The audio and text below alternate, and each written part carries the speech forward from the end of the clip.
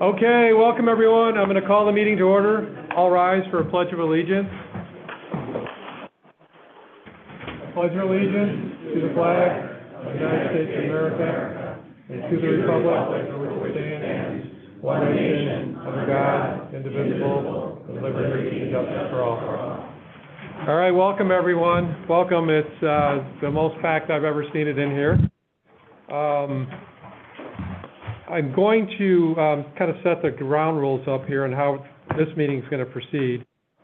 As indicated on the agenda tonight, the meeting is accessible via Zoom. We're seeing a lot of people on there via Zoom. And I will discuss and set up how we're going to handle public comment, and some of that could include via Zoom. In any case, we have a lot of ground to cover, and we'll have public comment at the beginning, but the public comment at the beginning will not be for the quick trip. It'll just be other items. And it's 10 minutes. We're going to be allotting up to a maximum of 3 minutes.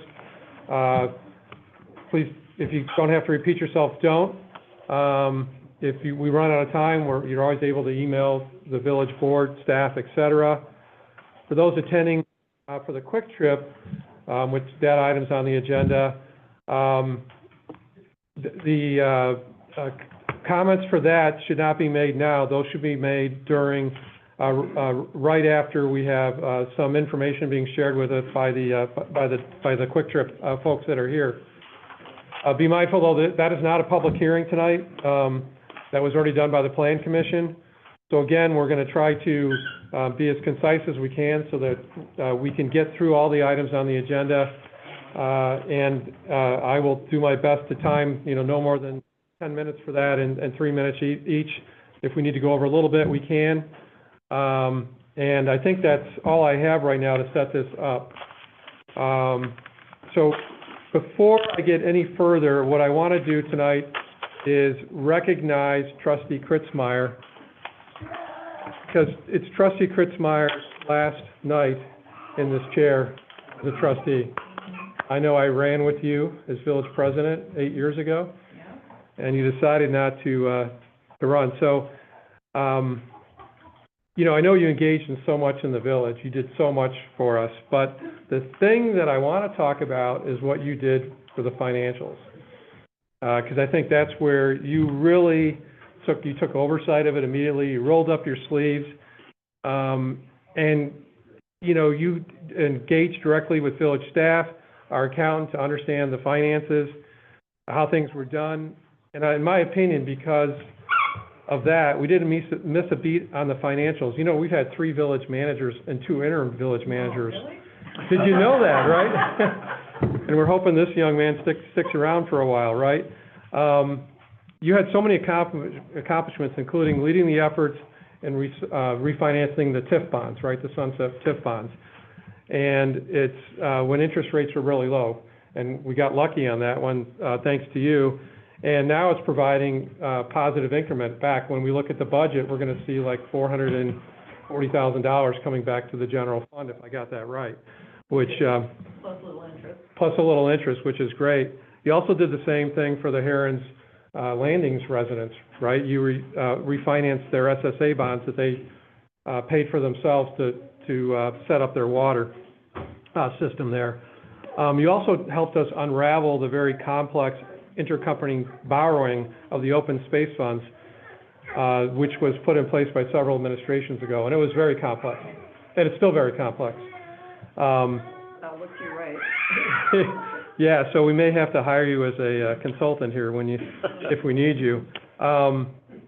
You were also instrumental in getting a process in place for managing and monitoring the equalized assessed values of the properties in the TIF. I was amazed when I joined as a trustee and I tried to understand that no one was really keeping track of it. So we now, have a process in place. I know you were always there for the annual audit, and I appreciate that. And you always ran point on the, on the TIF review board meetings for me as well. We have a financial analyst here in place. You drove that. Tim's here. Tim's here. Tim's reconfiguring things and making them even better. So he's under contract from Lauterbach and Amon. which will provide us some peace of mind when you leave, I hope. And I know I haven't even scratched the surface of what you all did in your 8 years, but that's what I wanted to focus on, and I wanted to thank you. And then, I'm not gonna take credit for this gift, but, village staff, I don't even know if you could take credit for it either. What is this? Well, a couple of things. So, I don't know, maybe you can come here in front, and then you can, I'll put you in. Take a picture. Okay, it's an OSHA violation, no worries. But this is something that the board got there. Hey, Frank, I didn't know how you're gonna open that up. Okay. There you go.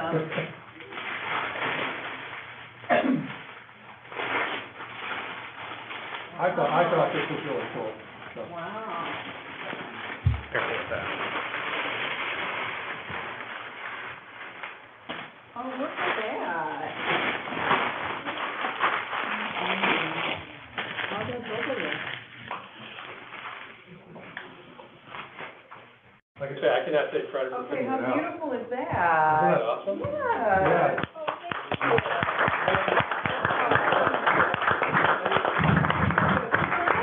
Yeah. Well, right now, if you want to put the cookies on, you can. Pass it around. You guys want to put this one?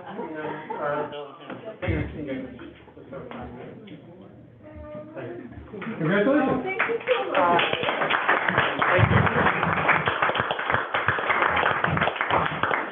I just want to say, it's been an honor and a privilege, it really has, you know, sometimes it's a squirrely privilege, but, the pay has been great, but, this town has grown a lot in the last 8 years, not necessarily in bodies, but I think in, you know, growing up and filling in, and there's gonna be a lot of expectations for the future, and I'm really excited to see where that goes, but I am also taking this time, and so I think when you're doing well. So, thank you so much. Thanks again, thank you. Thanks, Ben.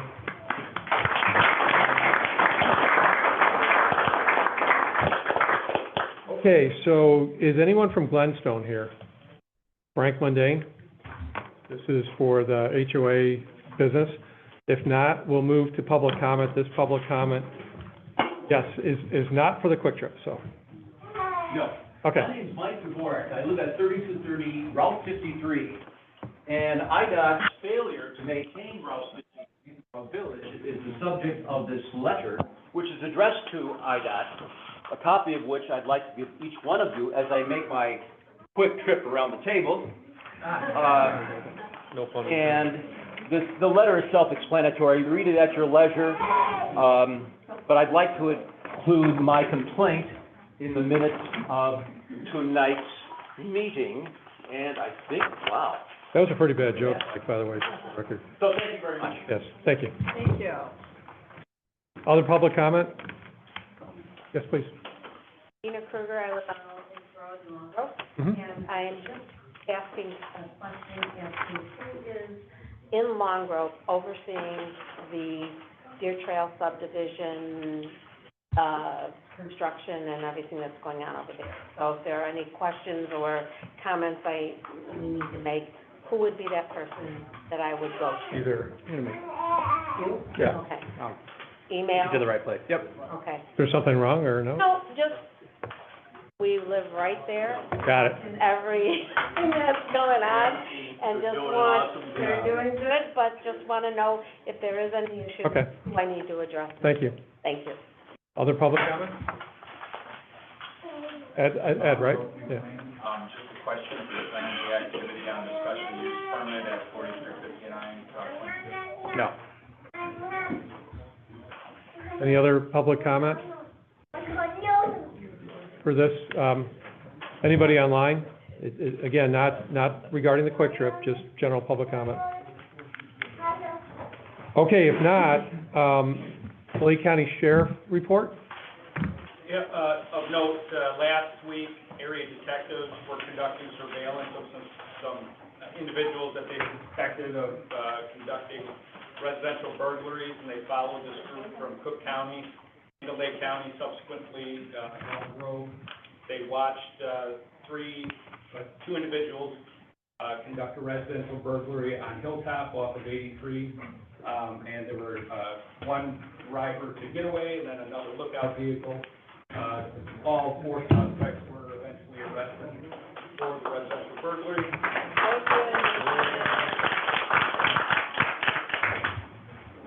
This is a group that's associated with, a criminal enterprise that conducts residential burglaries, and they target their victims.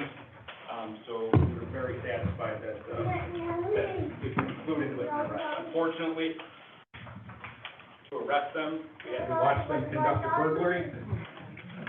But all the proceeds from the burglary were recovered and will be turned back over to the residents.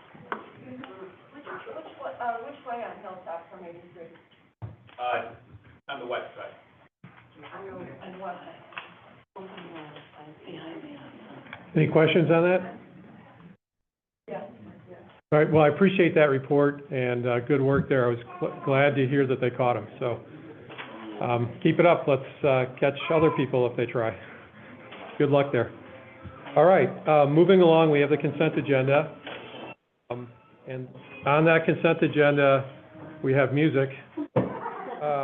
Approval of the March 2025 Treasurers Report, approval of the regular board meeting minutes from the April 8th meeting, approval of the executive session board meeting minutes from the March 25th meeting, and approval of a resolution amending the village manager's contract and approving a bonus, and approval of the Brothers Field special events applications. I'd like to remove number 10 for separate discussion. All right. We're removing number 10. Somebody want to make a motion to approve items 6, 7, 8, and 9? So moved. Okay, so moved by trustee O'Connor, seconded by trustee Tanucci. And that's a roll call? Trustee O'Connor. Aye. Trustee Tanucci. Aye. Trustee Borowski. Aye. Trustee Jamil. Aye. Trustee Kritzmeyer. Aye. Okay, motion carried. Can we now discuss the approval of the Brothers Field special event application? Yes? What do you removed it, so you must have some, Well, my concern is the frequency of events and the back-to-back nature. So in some cases, it's like every weekend, every other weekend, Friday, Saturday, Saturday, Sunday.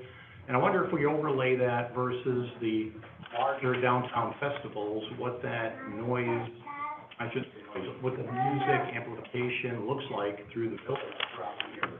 So I wonder if we could have like a calendar that says, here are the big events, here are the small events, look at to see what that looks like, because I'm living down there, not happy with amplified music. So that was just my request, village staff can keep a running map or a calendar going, just to make sure we give people kind of a break from the intensity of the music down there. so would your approval be, tonight contingent on monitoring it, or what's? No, I don't think, I don't even need to vote on it, I think you got the votes, right? But, I just think that going forward, we just need to take a look at the intensity of all the events downtown and just understand them and determine whether or not we agree and we think that's a good thing or not. I just think we need to take a more proactive approach in managing that. So, no, I have no objection to really hold it up because we really can't. It's kind of too late in the game to even look at it, but I just think it's really, really intense. If I was living anywhere near down there, I'd be a happy camper. Are you aware of anybody who is unhappy? I live 4 miles away, so. No, I know, but if. You can hear it at your house? No, we don't hear it there, so. Okay, good. I just think it's really intensive use. Okay, you want to show of hands, or? Can I just say, I live in Three Lakes subdivision, and like, I can definitely hear when Elvis Presley impersonators at Broken Earth Winery, I can hear, like, we have our, we get music, like, it seems like starting Thursday night, almost every weekend, and, I mean, we can hear it at our house. it would be nice if it just wasn't so loud. Okay. Well, take I that, can hear the festivals from my house, but that's 3 times a year. yeah. Well, so I guess, add that to your list of, yes. Hi, I also live in Green Lake. We can hear it, and we don't care. We think it's good for Long Grove. As many events as possible, the longer you turn your TV up, put some earplugs in. It's best for our community, that everyone's growing businesses, so have as many events as we can. That's what I say. All right, well, thank you for that comment. Let's, somebody want to make a motion to approve? So moved. Moved by trustee Kritzmeyer, seconded by trustee O'Connor. That's just a voice vote, or is that Voice vote. voice vote? All in favor? Aye. Any nays? Yeah, I'll oppose it. All right, motion carried. Thank you. Okay, now, I think the reason why everyone's here tonight is this next topic, which is discussion and consideration of a quick trip zoning development application. So, let me, set this up. As I said at the beginning of the meeting, the village board will allow for limited public comment on the quick trip application, but this is not a public hearing. The PCCBA did that and had multiple sessions, and the village board's been made aware of those comments. The village board also discussed this at the last meeting, and we received further public comment at that time. To the extent that your comments have been previously addressed before the PCCBA at our last meeting, there will be no need to repeat those comments or concerns.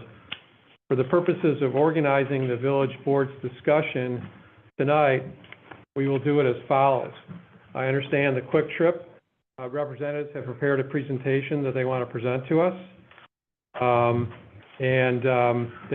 Basically, this is because of the various questions from the last meeting, so they want to respond to that. So I will have the Quick Trip team start us off, and then next, after that, we'll provide time for public comment. Again, in the interest of time, I ask that you only present the comments on the matters that have not previously been covered. Try to limit this to a total of 10 minutes. We'll probably have to go a little longer than that.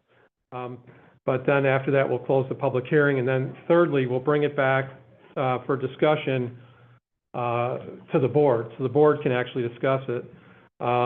And there may be actions that'll result. There may be no action that gets taken tonight. I don't know how it'll go yet, but that's how we're going to proceed.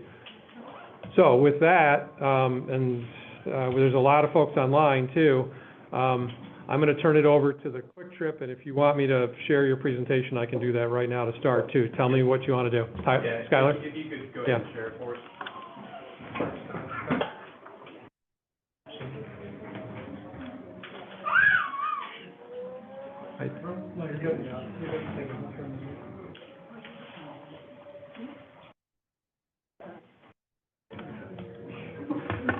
Get rid of this. There we go. All right, is this good enough? Leave that outside, for right now. Okay. A general introduction, again, Nick Patika is one of the attorneys. Please speak loud enough so everyone can hear you, and if everybody could keep the comments down, that would be great for the background noise. So again, my name is Nick Patikas. I'm one of the attorneys working with Quick Trip on the proposed development plan, that brings us all here tonight. One of the first things I wanted to do, kind of in response to our last presentation, or our last meeting, was in working through kind of the responses, one of the things that came up was some questions from some of the trustees about the uncertainties, about some of the unknowns with specific design, specific building material, and open space and so forth. Part of our application, before the board tonight, is final PUD approval for the Quick Trip development lot.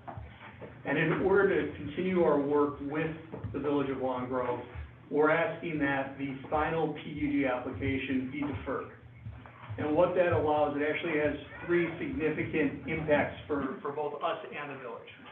First, it allows us to work through the open design, and planning items that seem to draw some level of concern from some of the commissioners. So we'll have an opportunity to continue to work with staff, present to the Architectural Review Board, any other of the boards that need or have a say in the process.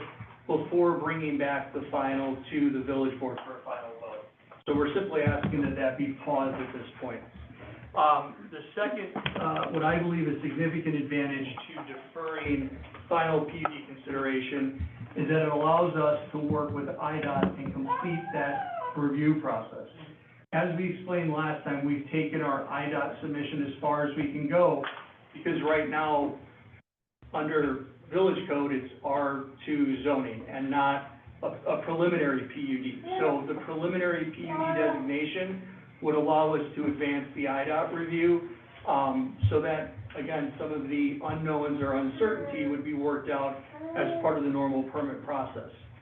And then number three, the advantage of asking for that deferral is we'd actually, we believe, be able to market the property more effectively to potential other tenants and other users at the property. Again, one of the holdups right now is that the property is zoned R2, so interested parties know that we have to work through preliminary review, preliminary approvals for a PUD, final approval for a PUD.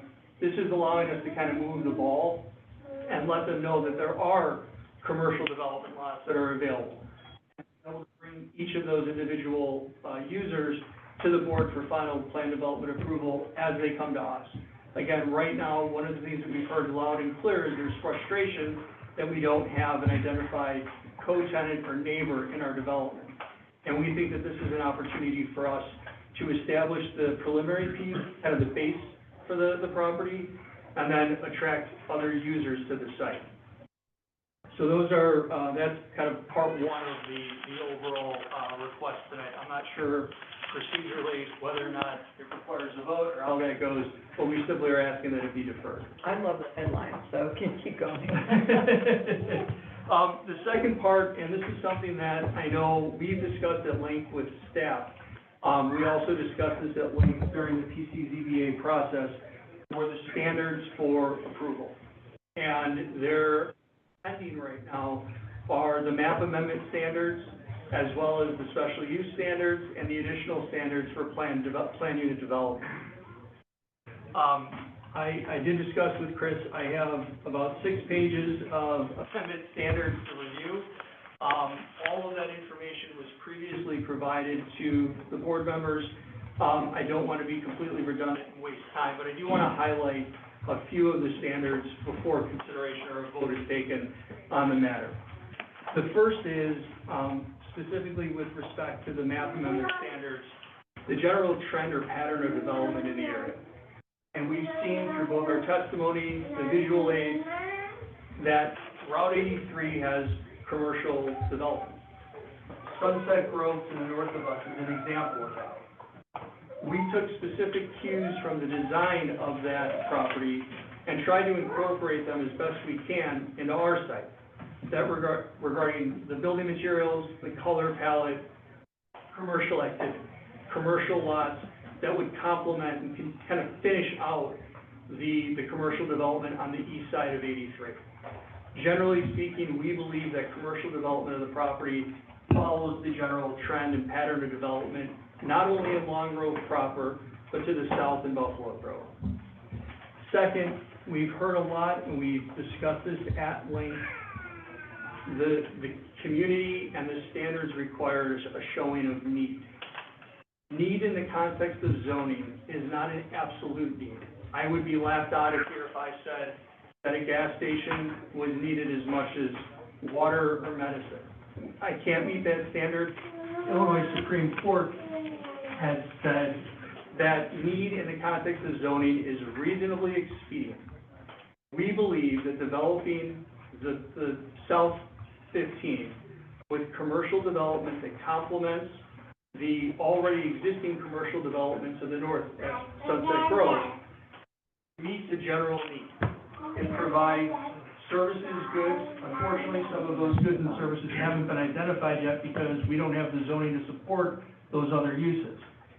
A preliminary approval would allow us to advance that forward. In terms of overall, again, the need, the kind of secondary look, and something we discussed at length last time was taking property that's currently zoned R2, that would at best be, I believe, 7 single-family homes, and converting it to a commercial development that would generate tax revenue that's in a TIF district. All of those factors help kind of weigh the scale in favor of meeting a general need. Again, is it as immediate as water or medicine? Absolutely not. But in the context of zoning, it's meeting a need by taking property that's not producing anything and replacing it with commercial development of various sorts, not just one. I think one of the things that we've struggled with is the Quick Trip gas station is one piece of a 5-piece puzzle. We've purposely laid out other development lots. We treat ourselves as the anchor. We're the one making the inroads with IDOT, making this application with Long Grove to kind of establish the base. Again, if that base is allowed to be established, we're really optimistic about the partners, the business partners that would come in to fill up the remaining lots. One of the last points to that we wanted to talk about was traffic. Traffic, we've heard from day one, is a concern. We've provided a traffic study prepared by KLOA.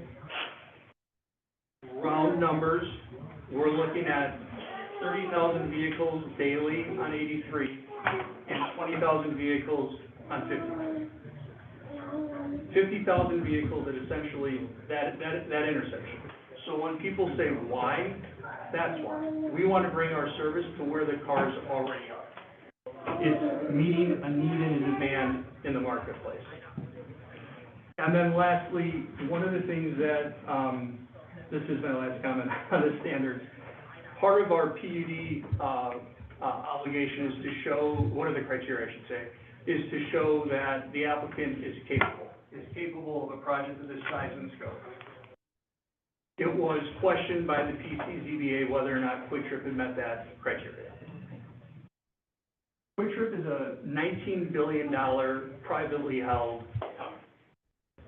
They have over 1,100 operating stores in the country.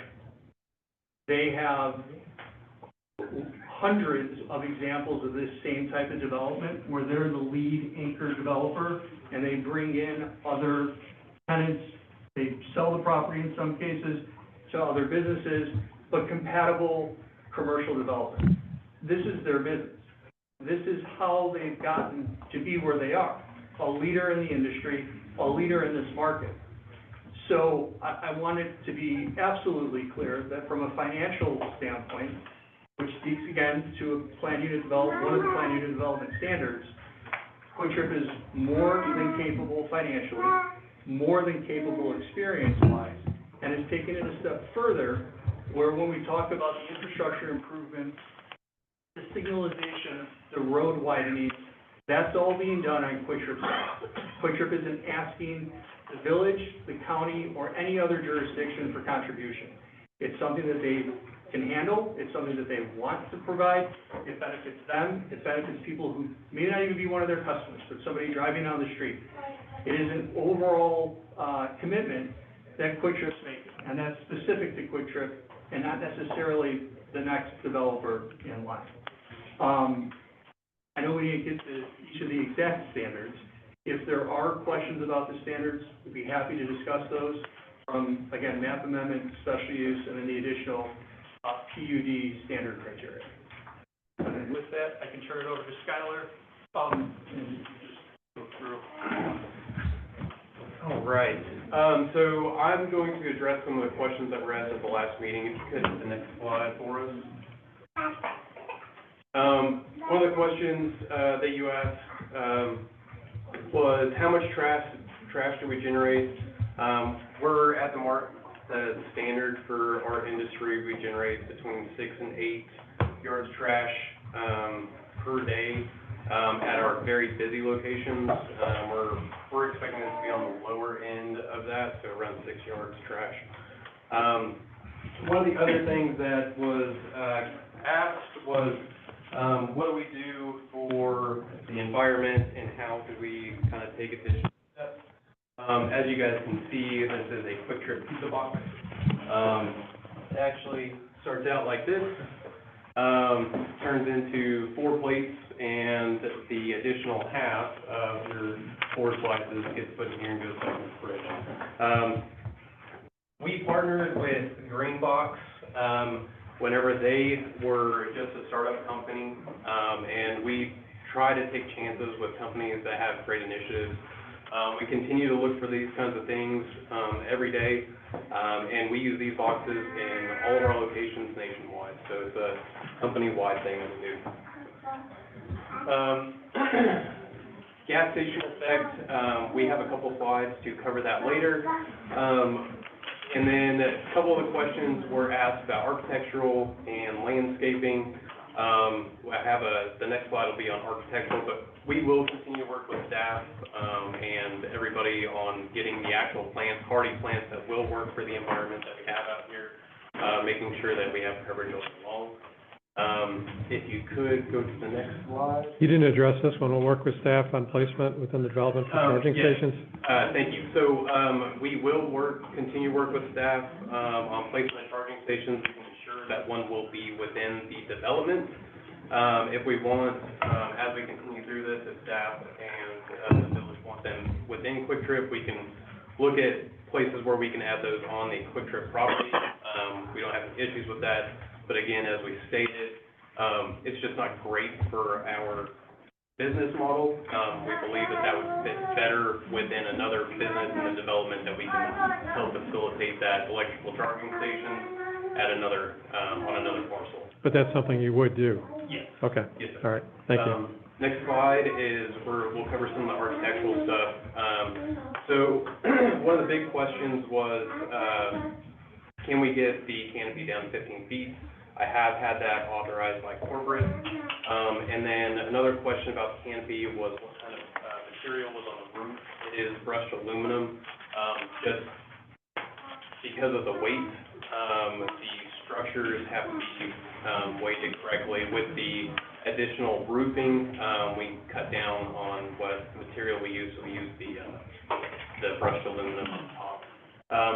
And then the red stripe on the building, Ms. O'Connor, you had asked about that. I do have that in the process right now. I do believe that will get approved, but it's got a couple stages that it has to get through. It got through the first level right now, so just a couple more steps, and I believe we should be able to get that built down. What I'm requesting is a color that matches the awning over the windows right there, so it should just kind of blend in with the awning colors. That's what I'm requesting. Okay. And then landscape enhancements. I have talked to Chris, and we have designed a knee wall that will go around the entrance. If you could go to the next slide, I believe I have a landscape plan here. That's not it. Slide 8, please. Okay, perfect. So at the entrance of the intersection here, as you can see on the left and the right-hand side in the dark black, we are going to be putting up a knee wall there. It will be stacked stone that's going to match the canopy columns, as well as the building columns. It'll be the stacked stone. It'll wrap around both entrances there. And then on the right-hand side, it's going to wrap around the edge of the detention system.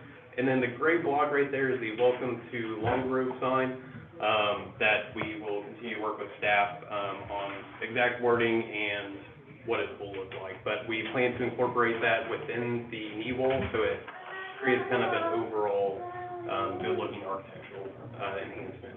Are you married to that? I am not married to it, but if there's other suggestions that we can take from the architectural board, this is just kind of something that we've done to show that we're willing to bring the initiative. Thank you for the Can I ask a technical question? So not everyone's knees are at the same height. So how tall is that knee wall? So it'd be about my hip height. Okay, so it's a hip wall. It's not down here. Okay, got it. It's more Sorry, thank like you. a hip Thank you. wall. Oh, that's why I asked, that's an entrance. I feel fairly strongly that, to make that special would be important to me. Yep. And at that height, people don't look.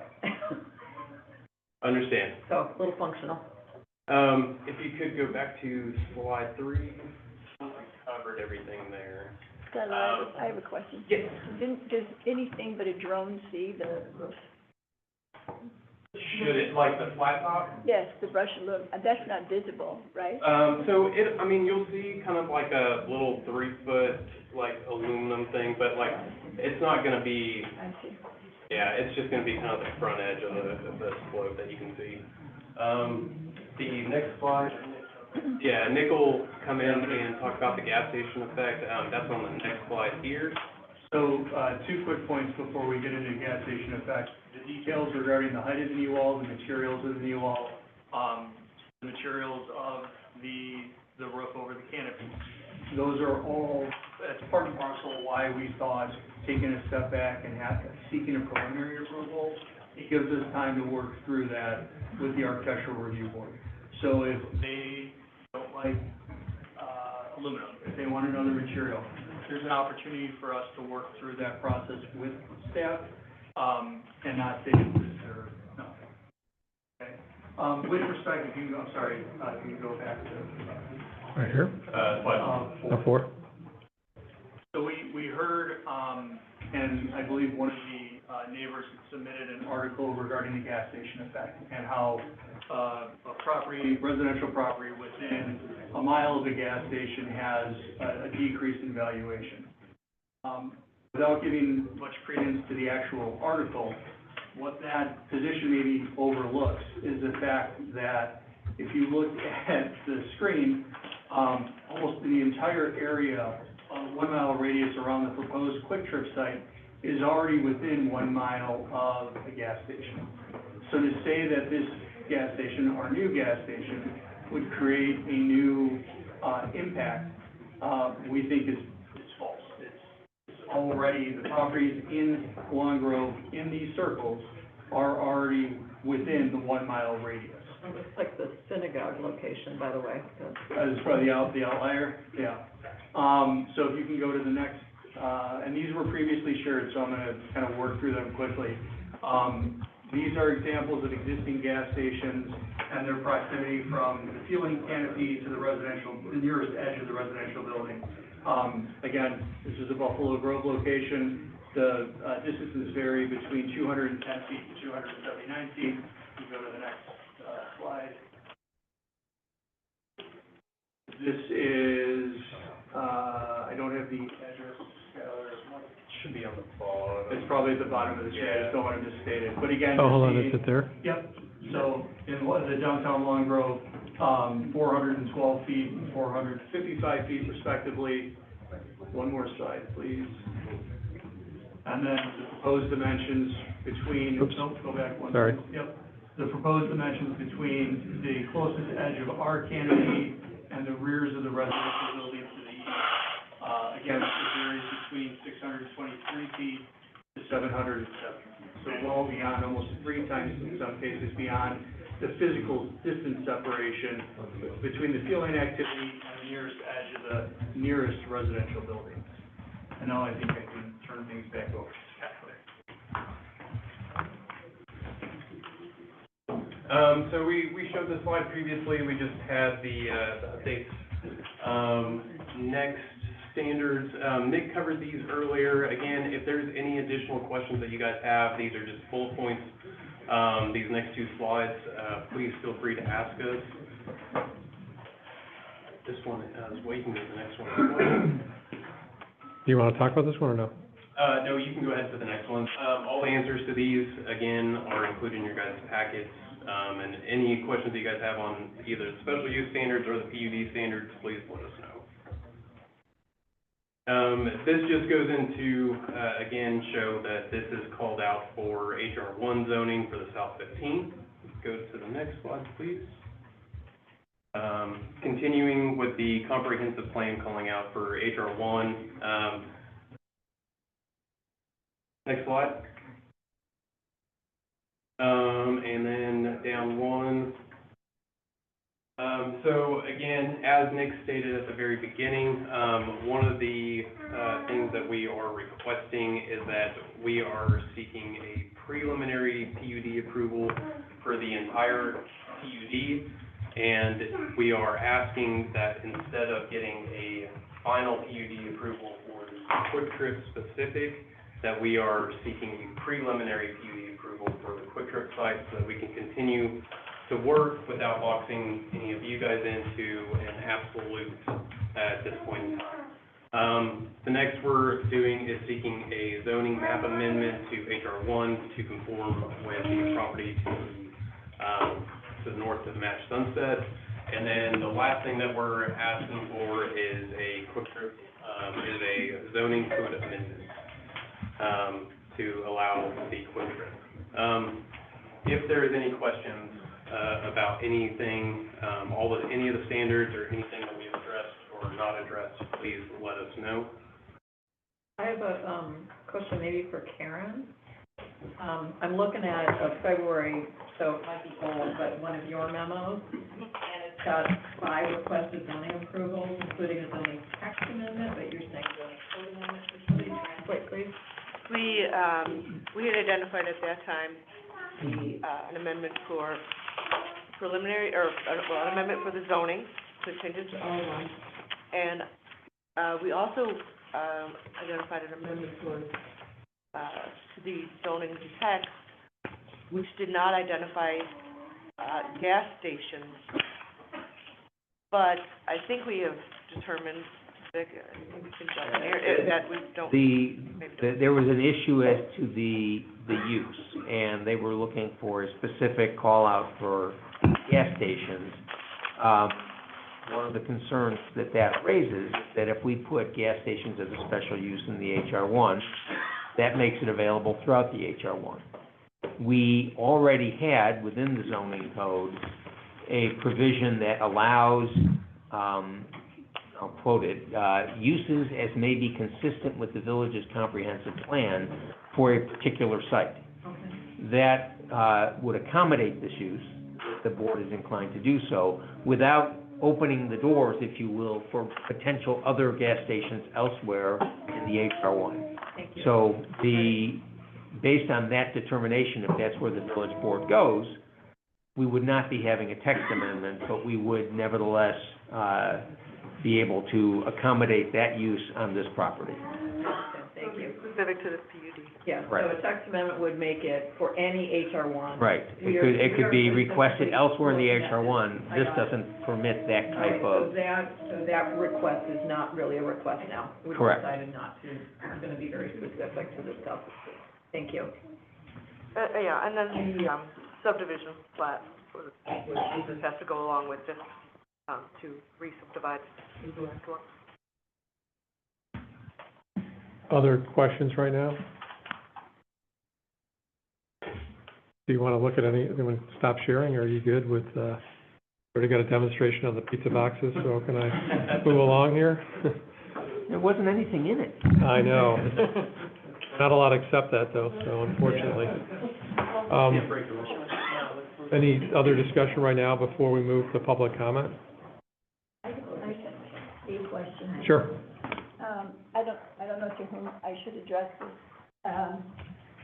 Several times in the literature that has been prepared by Quick Trip, it talks about pedestrian safety.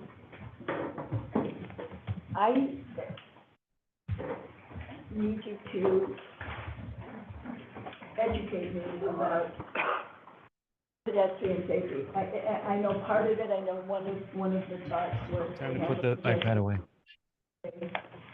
On 83, where it intersects with 53. Yeah, that's just because it's a requirement from IDOT for us to have that, crosswalk there, across 83 as part of. Okay, and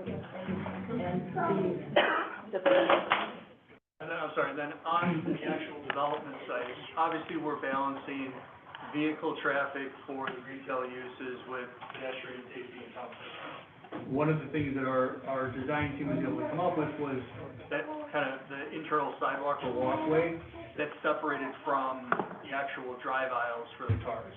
So the idea was to provide both vehicle and pedestrian separately, vehicle and pedestrian points of access, ingress and egress to the site. Again, very common among, larger commercial developments, use commercial developments, that have kind of a sidewalk around the periphery, and then the drive aisles, but then from the sidewalk, access to the individual development lots. So what we've done is we've designed a pedestrian, we've added crosswalks within the development, and any of the crosswalks that cross a drive aisle or a roadway, they're stamped with like the red brick, so it's obvious that it's a walkway for pedestrians.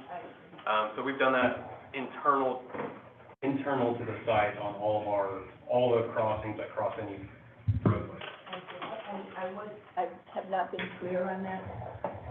I can tell you with 98% confidence that nobody I know is going to walk across Route 83. Maybe if there's a baby in danger, I would run across it. Nobody's gonna do that. I understand, yeah. You know, I applaud you. But are the kids from the crossing?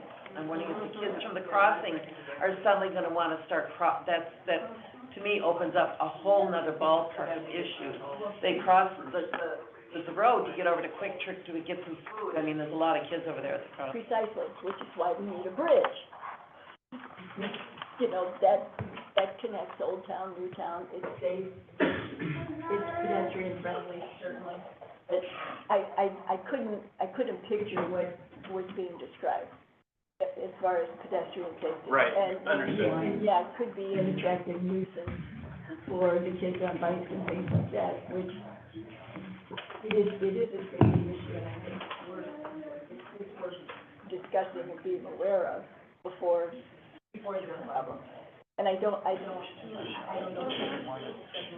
what to do about that. Right, I understand, yeah. I understand what you're offering. Yeah, so what we've done is we've maximized everything that we can internal to the development, the overall development, as well as Quick Trip itself.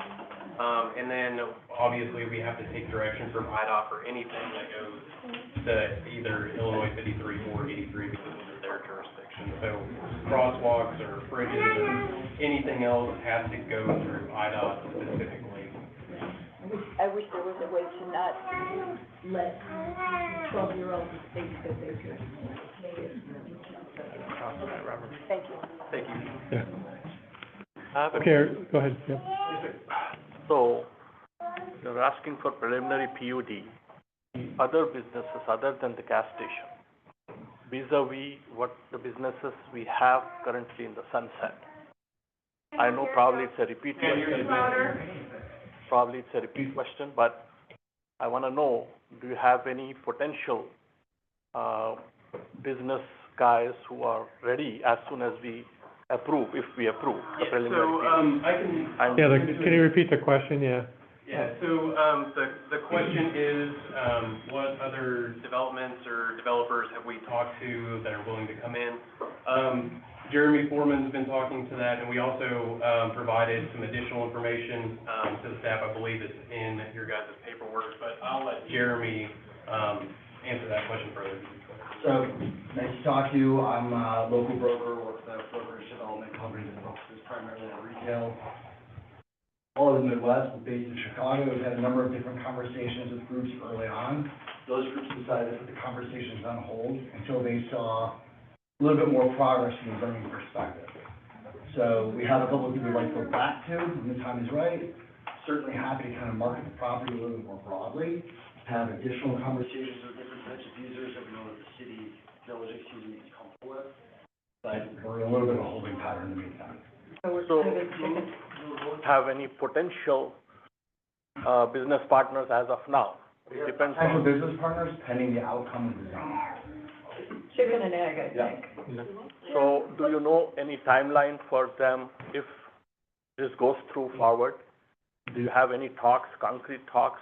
I know it's probably, you don't have to The time that you voted, the time that I called them, 7 a.m. Okay, so you don't have any. They're the ones who are putting out, I don't know how to answer your question. Because the potential glitch with the citizens around here is if it is only for the gas station, then that classifies what the planning commission has said, that there's no need. But if there is another potential businesses which are new, which are not there in Sunset Complex, then that additional information would be good for us before we decide for the, for you to have the preliminary PUD. Because without knowing those things, only the gas station, as you said, only for the gas station, going forward with the concrete financials and plans, then we, the residents of Long Grove, should know what other potential catches you have. If it is a business perspective, if you don't want to disclose, then that's fine, but you need to know what other things are coming around. I know maybe it's a repeat question, but. No, it's something we've discussed at length. I'm sorry to interrupt, Jerry, but, there is kind of the chicken or egg, if we're able to get the preliminary plan unit development approved, and we have HR one zoning, as Jeremy said, it broadens our potential tenant or business partner base. There has been interest from, other kind of food, One or two food users and one very unique. kind of we've had restaurant concepts, but in each case, it would be false for me to stand here and say, if you approve this, there's gonna be a restaurant in 2 weeks, because really, everything has been told. But that is the type of use, other retailers, other restaurants, whether it's quick service, there's, again, a world of possibility with the correct zoning. And what it also does, if the preliminary approval is granted, it allows, in our opinion, it allows the village, board and the village as a whole to have oversight on what those businesses are. Where right now, we're just not able to bring a hard commitment because people see the R2, they know that there's a preliminary PUD process, there's a final PUD process, there's an IDOT review process. So, yeah, I don't know if we even brought, an offer today, whether it would be valid, because it's probably a year away, just in working through that process. So my concern is, hearing all the Long Grove, I'm sure you guys have probably done online about how this gas station has kind of had this impact on the citizens opposing that. My concern is, since Quick Trip has the financials to go ahead and quickly complete the gas station without having any potential or any preliminary businesses signed off, then, only the gas station, that is something, we need to know whether you have any potential kind of, I think there's a nuance in your question, which is a very fair question, very fair nuance, which is interest versus commitment. So we've had multiple people that have interest in the site. I've had many conversations. how soon are you, how soon are you forecasting those businesses to come in as soon as we approve, if we approve? You mean from going from sort of interest to a commitment? Yeah. I think that they would go from interest to commitment pretty quickly. Quickly, how many months, or whether it should be at the same time as you guys are setting up the gas station? You're asking like from the time that we have a conversation, the time that they open a business? Yeah. It could be 6 to 12 months. Okay. I mean, part of that depends on how quickly you vote the zoning for each one of them, and then you have to do construction. And I can add to that, I'm sure it's pretty, with Quick Trip Corporation, we have many examples of this. We really pride ourselves on site selection, and more times than not, we are. Hey, guys, can we just keep it down a little bit? So, thank you. So, when we purchase properties like these, where, we are putting up the capital for the public improvements and playing developer on it, we don't prefer to do that. We'd rather just be in the gas station business and solely build a gas station. But we pride ourselves so much on the site selection, we'll do it for the right site. And so, we are a huge catalyst for development. We have a broad relationship with other retailers, QSRs, hospitality groups. And whenever we buy these large properties, we don't consider the land purchase price a sunk cost into that surplus. We want it back as soon as we can. So we actually have a team dedicated with our real estate department that's actually dedicated to marketing this and working with the local brokers and using the relationships we have nationwide with other retailers to sell that property. The fundamental concern I have is, the number one is whether the businesses which are coming in and around the Quick Trip will have an impact on the Sunset businesses which we have currently, attracting the tax to the Long Grove Village. That's one. Because if you are trying to attract potential businesses which are going to have competition with the existing Sunset businesses, which there are a lot, right? There are a lot of, I'm sure you probably have visited Sunset. So if that conflicts, we as a village should not end up in having the businesses go out from Sunset and, you know, the new businesses are still to come. So I'm trying to gauge. Yeah, if I might note, when we set up the entire TIF, and particularly with Sunset, one of the things that the village required was to create the ability to have a road going from the 5383 intersection up to Aptekissick. And as a condition of that, there are restrictions on what could happen on the Executive House property and the South 15. And the objective of those covenants and restrictions was to try to avoid that kind of conflict with the competition. So, for example, they wouldn't be allowed to have a food store there. And they wouldn't be allowed to have certain other uses that are already established in the Sunset Grove development. That's a matter of covenant.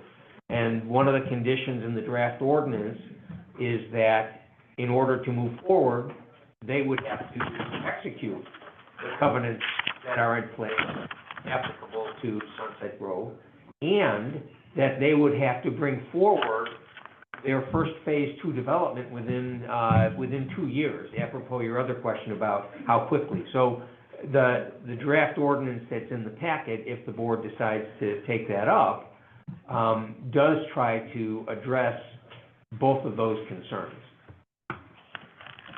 Yes, I have the ordinance, can you find out? No, not right now, we're gonna keep this right here. Have the ordinance with you, can you point out where that is written here?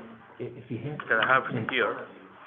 The timing is in section 5, as in however. And the covenants is section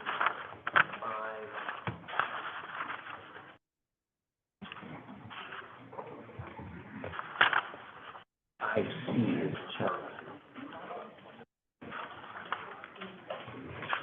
5C? 5C. That doesn't actually include all the covenants, but covenants have some pretty extensive limitations on use. So are we at a good spot to stop and allow public comment, the board? Just one question. Okay. Jeremy, what kind of businesses in general are attracted to Quick Trip properties? When you say restaurant, what kind of restaurants? Well, I've heard loud and clear that you want full service, so we'll be talking to all the full service sit-down restaurants. Typically in properties that are, have 50,000 cars a day, you're getting a lot of the people that are trying to do a little bit more of a fast casual, fast food type of use. But again, a lot of that stuff has to come before the board anyway for your approval, so. What would be an example of that? Could be Starbucks. Starbucks are constantly calling in their surplus. There's already one at Starbucks. There's already one next door, so that would be a bad example. Thank you. Are you familiar with the stuff across Woodman's? I think, would those be examples? Mon Pizza, Panera? Yeah, I was at Panera, Chipotle, and those types of businesses. Okay. So I think those are the types of uses that are looking for kind of higher traffic, capturing people that are coming. But that has less to do with Quick Trip and more to do with that type of. I know there's a lot of chatter back there, so if you can just keep it down for a little bit. Thank you. Mostly chain restaurants. No, not necessarily. Okay. Just the ones that came to mind. When you go out to market, there could be somebody that's more local and. And if it's not a restaurant, what else do you have? So, like the stuff across from Woodman's would be an example, we call it small shop, which is, I think somebody mentioned like a bike store, running shoe store, like those types of individual businesses, retail licenses. The reason I ask is the lots are talking about 5,000 square foot stores on the outlet. I'm sorry, ask that again? There was talk about the outlet accommodating stores or businesses that are approximately 5,000 square feet. Is that? It's not necessarily about, I wouldn't pay attention to that necessarily as far as what could potentially happen. The site plan that was brought forth is specifically used for the traffic study, not necessarily for. I see. Yeah, so when you're talking about 5,000 square feet, like developers' rule of thumb is you can fit 10,000 square feet in an acre, doesn't mean that's what you're actually building. So you can look at what your capability is and then what the market says there's a need for, right? So you might have a restaurant that says, yeah, we can squeeze onto something we want, we don't care about parking. Other restaurants are same size building, they want a lot of parking. So some of it also has to do with the user and then obviously also with the city, with the village, municipality, wherever you're working, what they want to see done as far as parking ratio, detention, landscaping, and things of that nature. Last question from my end. I'm sorry. In the quick trip around Chicagoland area or the nationwide, the businesses around the quick trip, do you have any presentation where we can see what type of businesses and whether those businesses are already there in Sunset? Whether you had any study done before you applied for this? I didn't bring one, I'm sure we could put one together for you. Can you Tell you offhand of a couple deals that we've done. I am clear that There was a memo that we got, There was a memo. memo in there, so who wrote that memo? I thought it was him. I thought it was you, Jared. Andrew Smith wrote the surplus memo. He is actually on Zoom if you have a question for him. But Andrew wrote that memo, so nationwide, one of the biggest takeaways from that memo is nationwide, we have over 1,100 stores. We have 79 vacant properties nationwide. That is 6% of what we have open stores. In comparison, there's other businesses here that have, that are over 400% vacant properties compared to, open stores.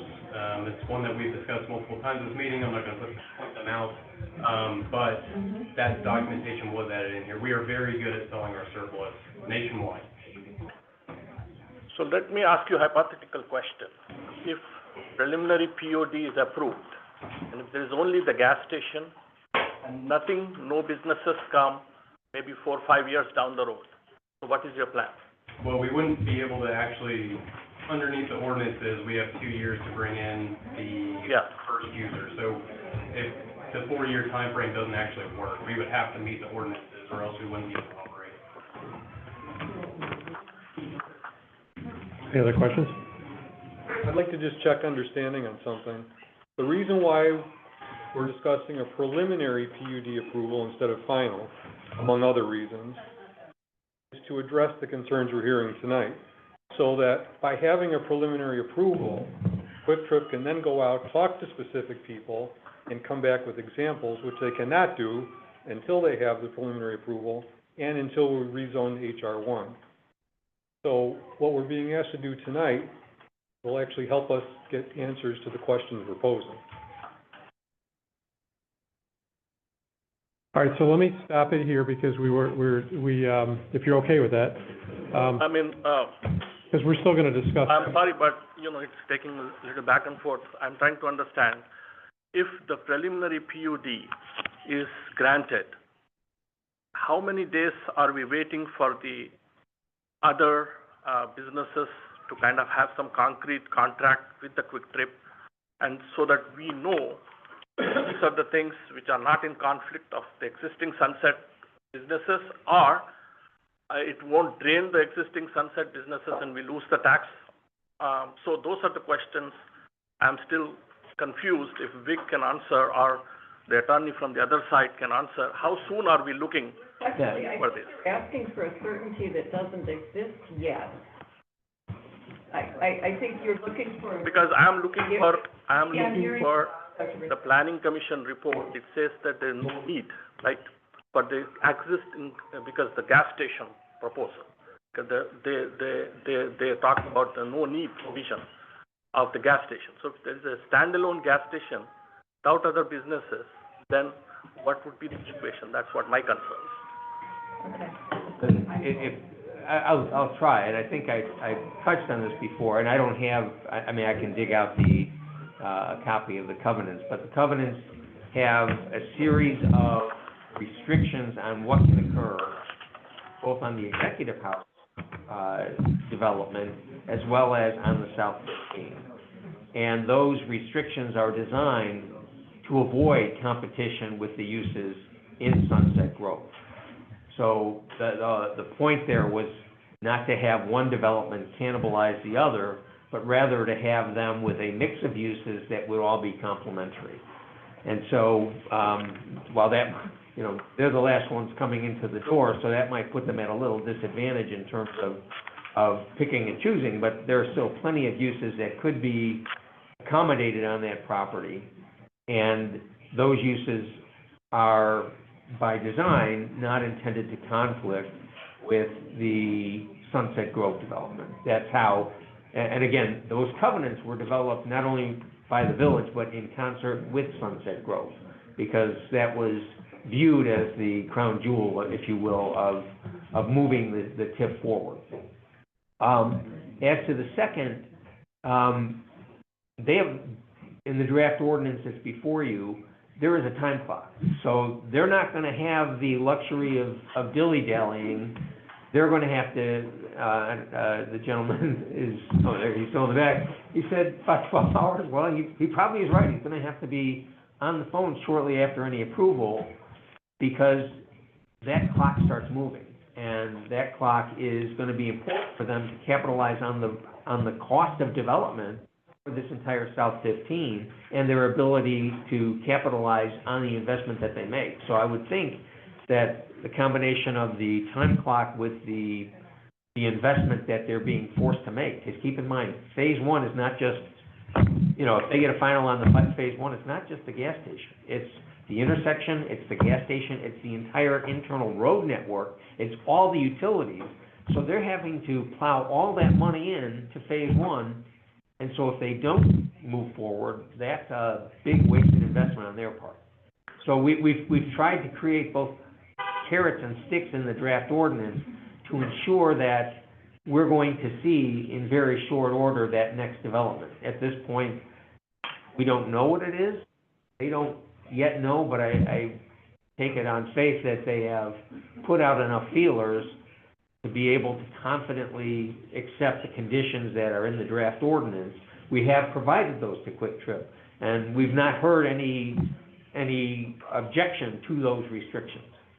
So that's the best I can offer right now. I don't know what they are going to have. No, the thing is, I know, if you are saying that in the ordinance there is a non-compete clause with the existing Sunset businesses, then what are the other businesses which are coming? They should have some, kind of a layout for us in order to move forward.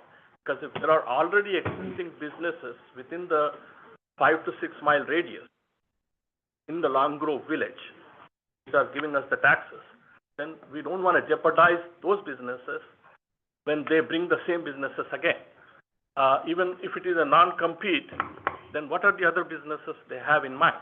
They should have some Sunset vis-a-vis Quick Trip surrounding businesses report so that we can analyze that.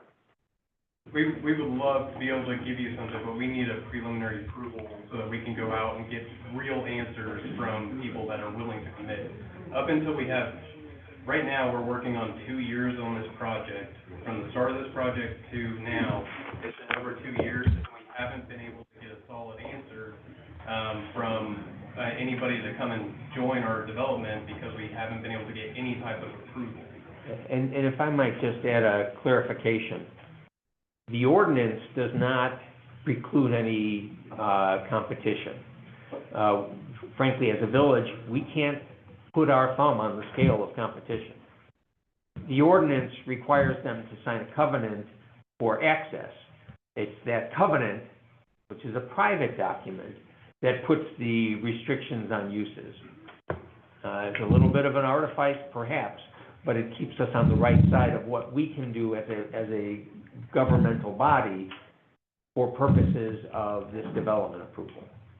No, I understand, Vic, maybe I understand the aspect of you applying for a gas station within 1 or 2 miles of radius. That's their business, that's your business prerogative, that you are free to do. I don't think the planning commission was right to say that you don't need to have a gas station within 2 miles. That I agree completely. But my concern is, you don't want to have businesses around the Quick Trip.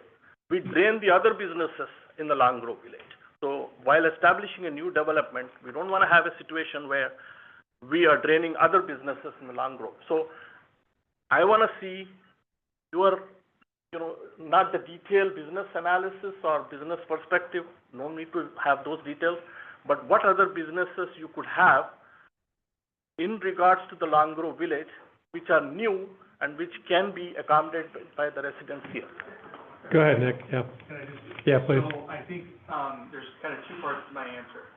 The way I understand it is with HR one base zoning, the uses allowed in HR one would be potentially allowed.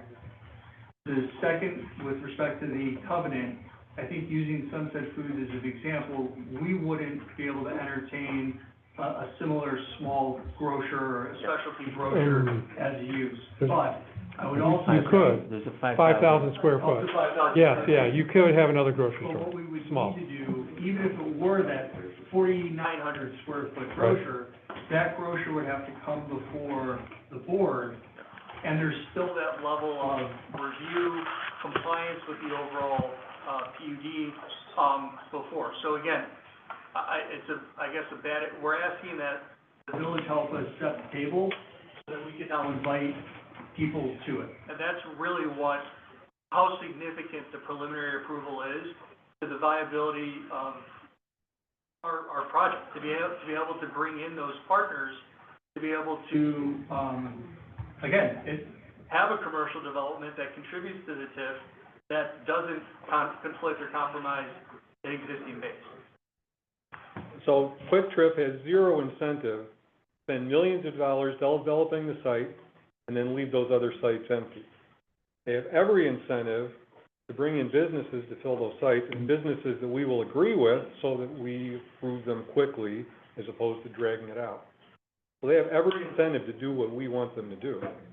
But the preliminary approval is. But considering the international market and the business market in Illinois and elsewhere, I'm pretty sure the business analysts here at the Quick Trip would agree that it's difficult to get a new establishment or businesses set up in this economy. So with the tariffs and everything going. So that's the other gray area, which if they have a comparative study that the existing businesses in Long Grove, we would like to explore these businesses, and we have a potential business establishments who are willing to come down, which can increase the village of Long Grove taxes. That would be a very good study. You guys can think about that, I think, because we don't want to compromise the existing businesses, which I'm concerned about. So let me stop us here so that we have time for public comment, and then we'll reconvene, because otherwise, we will not have any time for public comment, and I did promise to do that. So, as I said before, we can go a little extra, but we're trying to keep the comments to 10 minutes. May not be possible in total, so 3 minutes maximum. So if I could ask anyone in the room here that has public comment. Yep. Hold on a second. Yeah, go ahead. Sorry, Bill, I'm Steve Bernstein. I'm in Bridlewood, Golden. I've been to many of these meetings. I know that hundreds, if not 500 or so, village residents have been to these meetings. I know you've been at several of the planning board meetings. I've seen several of you there. Right. The opposition in the village is tremendous to this proposition. We all know this. It is not simply a revenue generation opposition, because if it was just to generate revenue, okay, that's one thing, fine. The village needs money.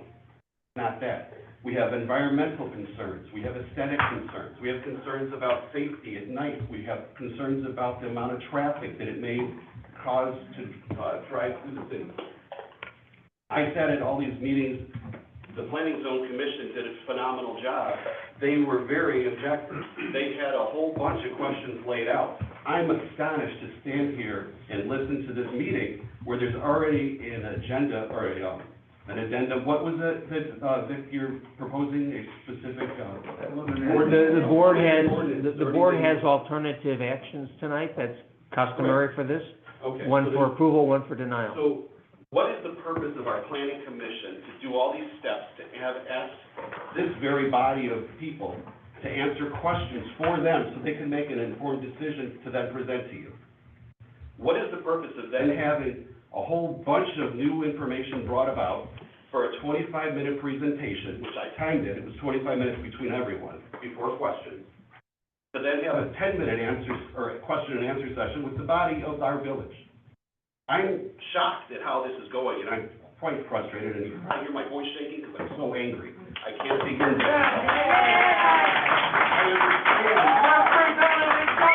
I very much understand the village needs to make money. This is not the way to go about it.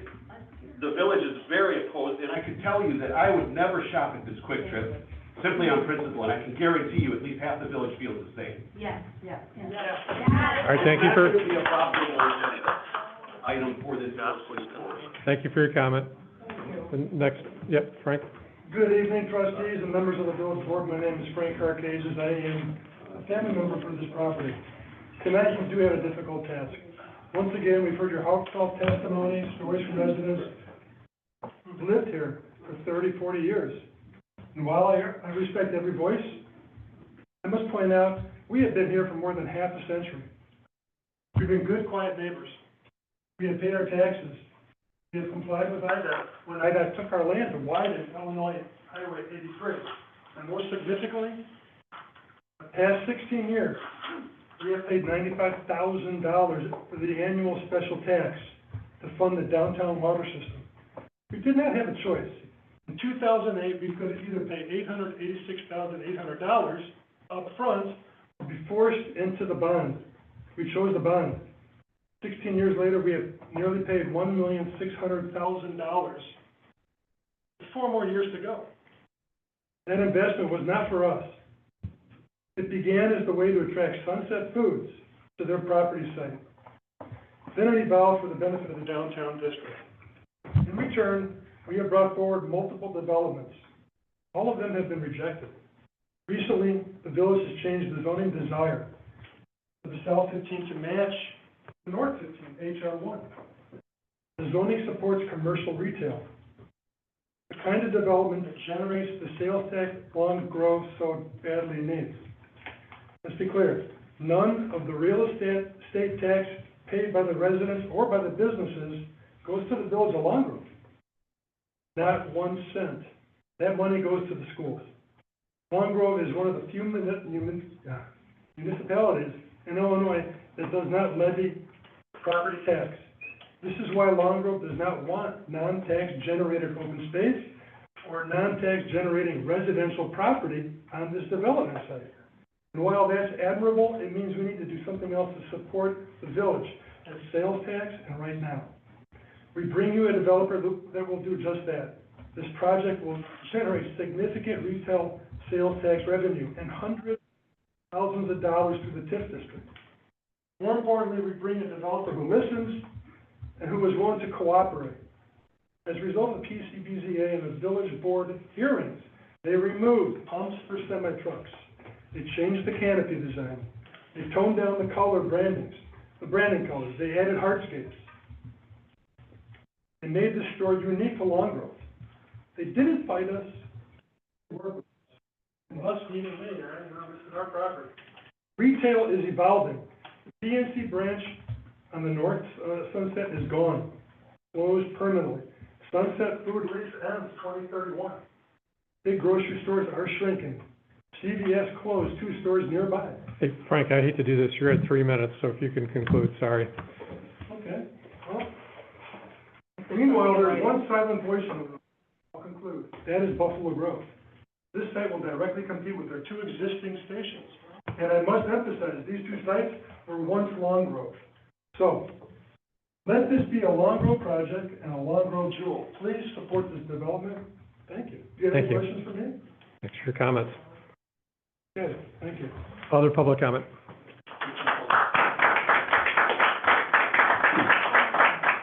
Hi, I'm Michelle. I'm a resident of Three Lakes Drive in Long Grove. Michelle, what's your last name? Do I have to say that? No, you don't. Okay, I don't feel comfortable. There's just a lot of people. So I'm here to voice my deep concern and the concern of many of my neighbors about the proposal to build the Quick Trip. To be clear, I'm opposed to the Quick Trip development. Hey guys, I'm back, please. Thank you. Right now, we already have 2 gas stations at the same intersection. Adding a third one not only feels excessive, but it shows a lack of thoughtful planning for our community's future. Does Long Grove really need another gas station? No. 2 are already meeting the demand, and another would not add any meaningful service. It would just saturate a prime location with more of the same, and that comes with serious consequences. These have already been discussed, but property values, it affects our families, our retirees, first-time homeowners, all of us, regardless of age. Environmental, which was already discussed, chemical leaks, ground contamination, air pollution. We really want to gamble with that just to add one more pump. Third, it makes our roads less safe, more cars coming in and out, more accidents, congestion, school buses, more risks for pedestrians and our kids getting to school. Fourth, it impacts our town's image, quality of life, and presents major safety concerns. What message are we sending when the first thing visitors see is a cluster of 3 gas stations? We want that to be Long Grove, a place defined by 24-hour traffic, bright lights, late night noise, air thick with fumes. With that comes loitering, more crime. Gas stations that open 24 hours don't just serve customers, they attract trouble when the rest of the town is sleeping.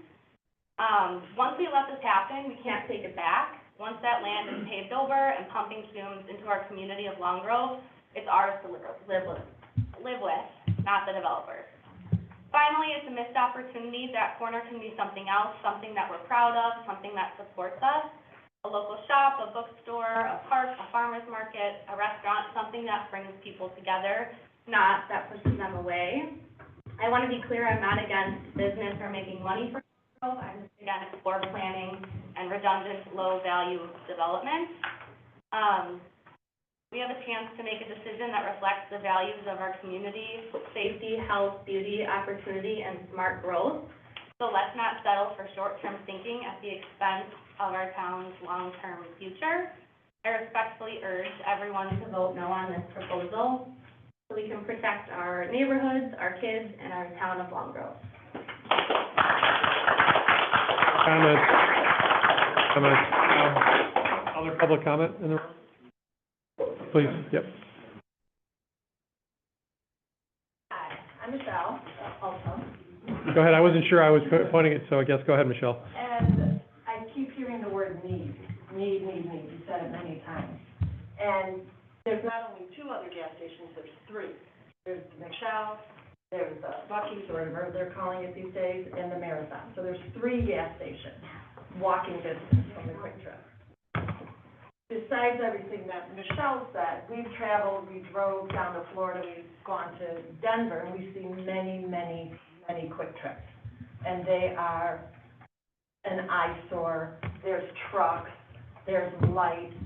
As far as what else is in that area is garbage. It's bad food, it's all sorts of things that we don't want in Long Grove. It's just not quality. And, you know, my husband's like, open a clothes store. Well, why would I want a clothes store in a gas station area? Who wants to be in a gas station area that's of quality? I'm sad and I'm sickened by this whole thing. I live less than a mile away, and I just think this is a bad thing for Long Grove. Thank you for your comment. Dan, right? My name's Dan Dowd. Yep. The last couple of meetings I spoke, I won't reiterate my opinion that this would be a complete departure from all the important planning that's kept this community, the rural community that's been. It'd be a betrayal of what these people, what the folks have done for the time that this community's been incorporated to this date to keep a use like this out. Do we have another 24/7 use in this community? No. The other point I asked at the last meeting, by ordinance, you were required to get from your plan commission written findings of fact with specificity as to what they found as to each of these standards, some of which were discussed here earlier. It's important to note that those standards are in the ordinance to protect the residents. The residents don't have to show anything. It's the burden of proof on the petitioner to show that it's more probable than not that they meet all of those standards. Probably the most important one is what effect this is going to have on the use and enjoyment and the value of the surrounding property. There's been absolutely no testimony that this won't have an adverse effect on the surrounding properties. It's almost self-evident that a gas station 24/7 adjoining residential properties is going to affect the value of their properties. They need competent evidence to show that. They can't just say it. They need an appraiser who's qualified to render an opinion that with empirical evidence, that they've studied other sites and they've compared them to sites that don't have gas stations, and that they can demonstrate that there's no adverse effect on the value of the properties that surround it. Having none, you can pretty much assume that they don't. Now, I tried to get online the Plan Commission's report. It's surprising. Most communities, it's a written report. It's got each standard. It shows what they found. They're your fact-finding body. This is not a fact-finding arena right here. I don't know. Have you received them? You're not by your ordinance. You're not supposed to vote until you have them and consider them. And if you have them, I'd like, for the benefit of the residents, to have you tell us what the Plan Commission told you when they voted to unanimously recommend denial of this project. And until we know that, you shouldn't proceed. So thank you, and this is a groundswell of opposition to this. It wouldn't be unless there's such a departure from what everybody expects from now and when they move to Long Road. So, thank you.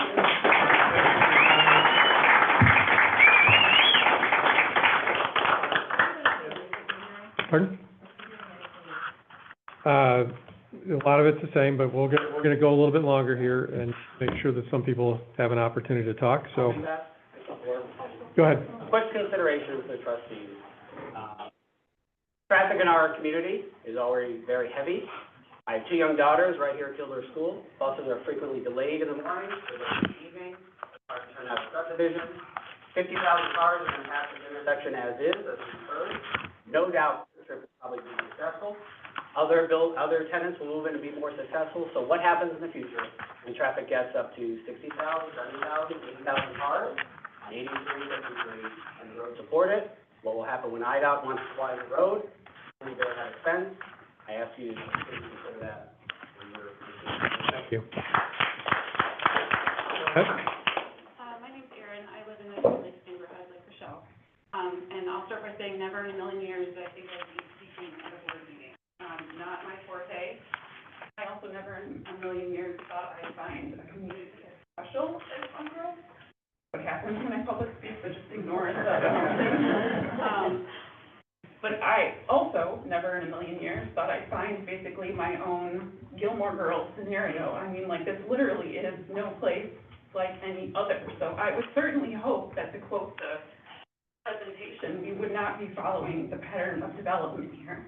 Because if we were to do that, we would be risking sliding backward into everywhere USA. We all know what a quick trip is capable of. We all know that it's executable. That is not the question. The question is, what does that do to our community? I didn't move here to be everywhere USA. And the people that live here are not everywhere USA. And I never thought I'd be here because I didn't think this conversation would be going on this long. And so I just really hope that you understand, that we understand that there is money involved. That is not the point. We will rally together to find another way. There is another better way for us. Thank you. Take another public comment, and then we probably have to stop at this point, so is there somebody else? Tony, it's, Tony, I just have a real quick question. Because we didn't have room here, and we had to stand outside, and even though we're on the iPhone listening to the Zoom meeting, we don't know what the hell you have done so far. So what I'd like to know is, procedurally, are you going to vote tonight, or did you accede to their request to postpone for 2 months? Is that for everything, or is it going to be some sort of a mini partial step where you're going to slowly but surely approve it? It's a little mini step. So I'd like to know procedurally where you are. You can answer this, or Dick can answer this. well, I'll answer right now, Tony. We don't know where we are because it could be a no tonight, denial. I asked that before the election. It could be, well, it could be a denial, it could be a yes. There could be other options that could come up too. Could be refer back to the plan commission to look at it again. So, Okay, so it could be, I don't know where we're gonna go yet, so that's what we're gonna find out, but, because we're planning for vacations to be here, yeah, so. wherever you are. There you go. And All the it's, way to so, the next election. yeah, The one after that, Bill. yeah, I got you, Tony. But we have to follow the process, we are doing that, and that's what we're doing here. I'm a resident of Long Grove. And that last public comment then, yes, yeah. I'm a resident of Long Grove, Archana Mohan Chandra, and I'm also a commissioner for the PCZBA, as a lot of you know. The PCZBA's dedication was to work for the community, as all of you know, following the comprehensive long plan and keeping in mind the zoning ordinance. The PCZBA unanimously voted against it. There were reasons why we voted against it, because we looked at the site plan, we looked at the environmental potential, all that I know. I have to tell you a personal experience. I was appointed for this. I was asked a question, what are my elements to consider when I'm appointed to this position? What do I keep in mind? To keep in mind the zoning ordinance, to keep in mind the openness, the historic district, keep in mind what Long Grove stands for, values of Long Grove. These are the questions I was asked for, to keep in mind. I keep in mind the values of Long Grove when I made the decision to not approve this. It falls in the historic district 1. We are asking, the client is asking for a lot of things, text amendment, zoning amendment, HR 1, widening of 83, while the comprehensive plan says the widening of the 83 is not allowed. Please read the comprehensive plan. It says widening of 83 should not be allowed. Environmental protection, environmental impact. What else will happen with traffic? We talk about traffic not being increased. Fair enough. Have anybody studied traffic impact analysis? What are the hit points? How many turns go into that gas station? That's where the traffic slows down, and it slows down the whole traffic, and that's where the stuff. It's not about the number of vehicles that enter. Keep in mind, it's about the hits. We are asking of a preliminary PUD without knowing what the other users are going to impact, how they're going to impact the residences. In the initial PUD, they said they want to bring a car wash. They want to bring a motel. How can we allow that? We are keeping it open-ended when we say we'll give them a preliminary PUD approval. Why and how will we give them a prelim PUD approval when we don't know the potential impact on the residents of Long Grove? How can you do that?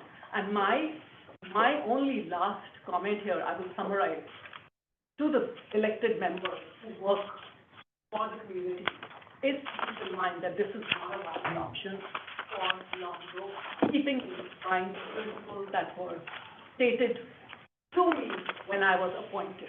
We should all keep in mind those principles when you appoint the others. Keep in mind, not to forget them tonight. Thank you. Thanks, sir. Okay, so back to the board for further discussion at this point. So, I'll go around, go ahead, yeah. So, my take on this to all the residents as well as the planning commission is, I don't agree with planning commission. The need is, based on the individual application, that's under their freedom. They can apply tomorrow warehouse, or they can apply some other businesses. The planning commission has to see whether it violates anything to the coding principles which has been used for sunset approval, number one. Number two, as far as my stance is concerned, I'm not in favor of gas station alone, but I need to look into the other businesses which they are coming. Number three, as the citizens' concern is concerned, if you're talking about environmental, pollution, traffic, and other impact on the residents, I see that within the 2-mile radius, there are already the gas stations. Those impacts are the same with respect to the gas station. So my take is clear that we need to go back to the planning commission, state with specific time, because I know this petitioners has been working with two 2 years of time, that's very, very long time. Within a week or 2 weeks, Planning Commission should be resummoned, and they should look into the zoning code, as well as they should give us the recommendation of what is the alternate structure, or alternate business proposal that fits in the long run. Because see, businesses establishment is very tough in this current economy. If we keep on rejecting and be tough as a village of Long Grove, no businesses will come. So it's, even though it's a unanimous decision, I think Planning Commission should reconsider, give the board what specific zoning codes they violated, other than the need. Because the need is individual business strategy they have. If somebody wants to open a hospital within a 5-mile radius, that's their prerogative, that's their business analysis. We cannot object to having multiple gas stations, and you cannot put an imposition that you cannot have another gas station here. So I need to look at the other businesses. I think my take is we need to refer this back to the Planning Commission, and you guys have to give us concrete suggestions, what other than the need you came up with, and you have to look into what standards were adopted for Sunset, because everybody has a right to file an application. The village, Planning Commission and the village has to work with the applicant and look to see if they are fitting into our zoning code. It's not that, okay, since the gas stations are there, we are not gonna just blindly refuse it. That's not my take. So hold on a second, can I stop you there for a quick, go ahead and give Nick a spot. We heard, again, and I know that this is a concern of several trustees, is the unknown other tenants. And we understand and appreciate it. Again, trustee, we've been at this for 2 years. We had an initial small interest and nothing since. What I believe the village board would have the authority to do, if it were to consider an approval of preliminary PUD, is to require Quick Trip to submit as part of a condition of its final PUD, a full business plan outlining the other businesses that have either expressed interest, have committed interest, and be able to allow us to, at that point, and basically condition our final approval on what else we're bringing to the table. I go back to the chicken and egg kind of analogy. We're going to be in the same position, whether this is referred 2 weeks from now, 2 months from now, or 2 years from now, to the PCZBA again. We're in the same position that right now, when Jeremy or any other broker markets the property to a user, they have R2 zoning. It's 7 single-family homes. We're too early in the process to be able to get real interest. So again, if it's a condition that the board would consider, we would agree to it without any issue. That is part of our final plan unit development for our development lot. We would be required to bring in an analysis and a study of, again, the market conditions, who we've marketed to, who's expressed interest, and if hopefully, fingers crossed, who we have an actual commitment from. That's something that we can deliver, and that's something that with preliminary approval, we could actually move that ball forward. I have a question for you, sir. Why didn't you look at the property on Hicks and Lake Cook on Nard? Can I just ask to keep this to the board right now? Yeah, that's. Yes, prerogative. Yeah, that was already talked about, but let's. We already talked about it. But let's bring this back to the board.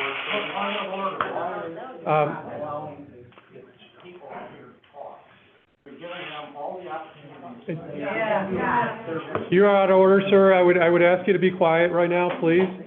Please be quiet. Let's continue so we can have a discussion and bring this to a conclusion. Trustee O'Connor, do you have anything? Don't. Trustee Kritzmeyer? This is my last time here, so, no. What a way to go out. I guess, I have not made any comment during, the PCCBA because that's not my part in the process. We've heard, I focus on finance and we've talked a lot about finance. This property is the highest priority to be developed. And that's not just, us feeling we need to pinch a penny. That was also the process of the comprehensive plan, which had much more public comment. Although at this point, running clock is pushing 2 years also. So the comprehensive plan, I think it's hard.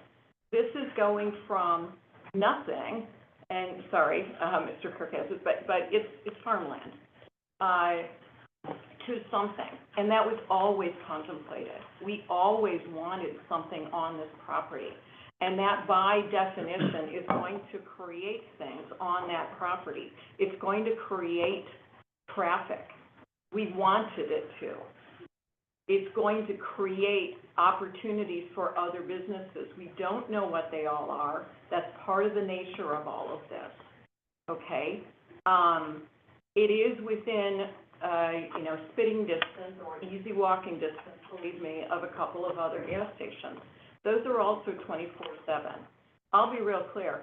I actually want 24/7. Here's why. Because I think 24/7 is a safer operation in terms of people staffing the place the whole time. That's the same place as the Michelle, that's the same thing as the Casey's. They're 24/7. In practical terms, the people who are there are staff. There's very little actual business there after midnight. But 24/7 to me is there's somebody there watching, okay? When it's an open property, unless you're shorter than corn, it's easy to see anybody there. Once it starts getting developed, I'd like to see 24/7. I actually would. I think that would be safer for the people working there to have an actual person-to-person handoff versus sitting there and saying, whatever is there, okay, that I'm hoping that nobody's in the locked store when I show up in the morning, and I'm hoping nobody's there waiting for me when I lock it at night. Okay, that is an opinion, but that is my opinion. That's one of the things I feel strongly about.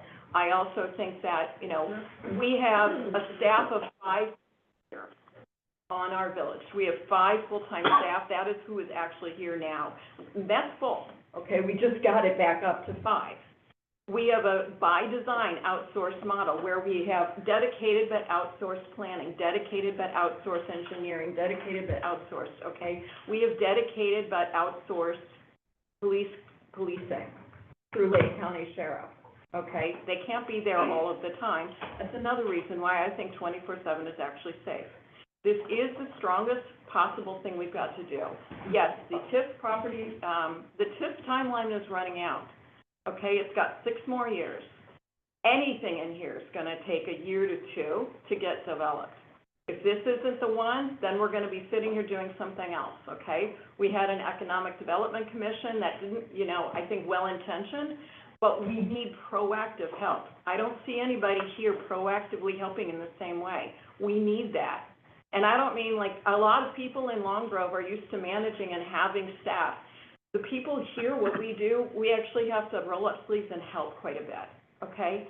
I want this to be a very attractive entrance to Long Grove. I said that earlier. I am very interested in that.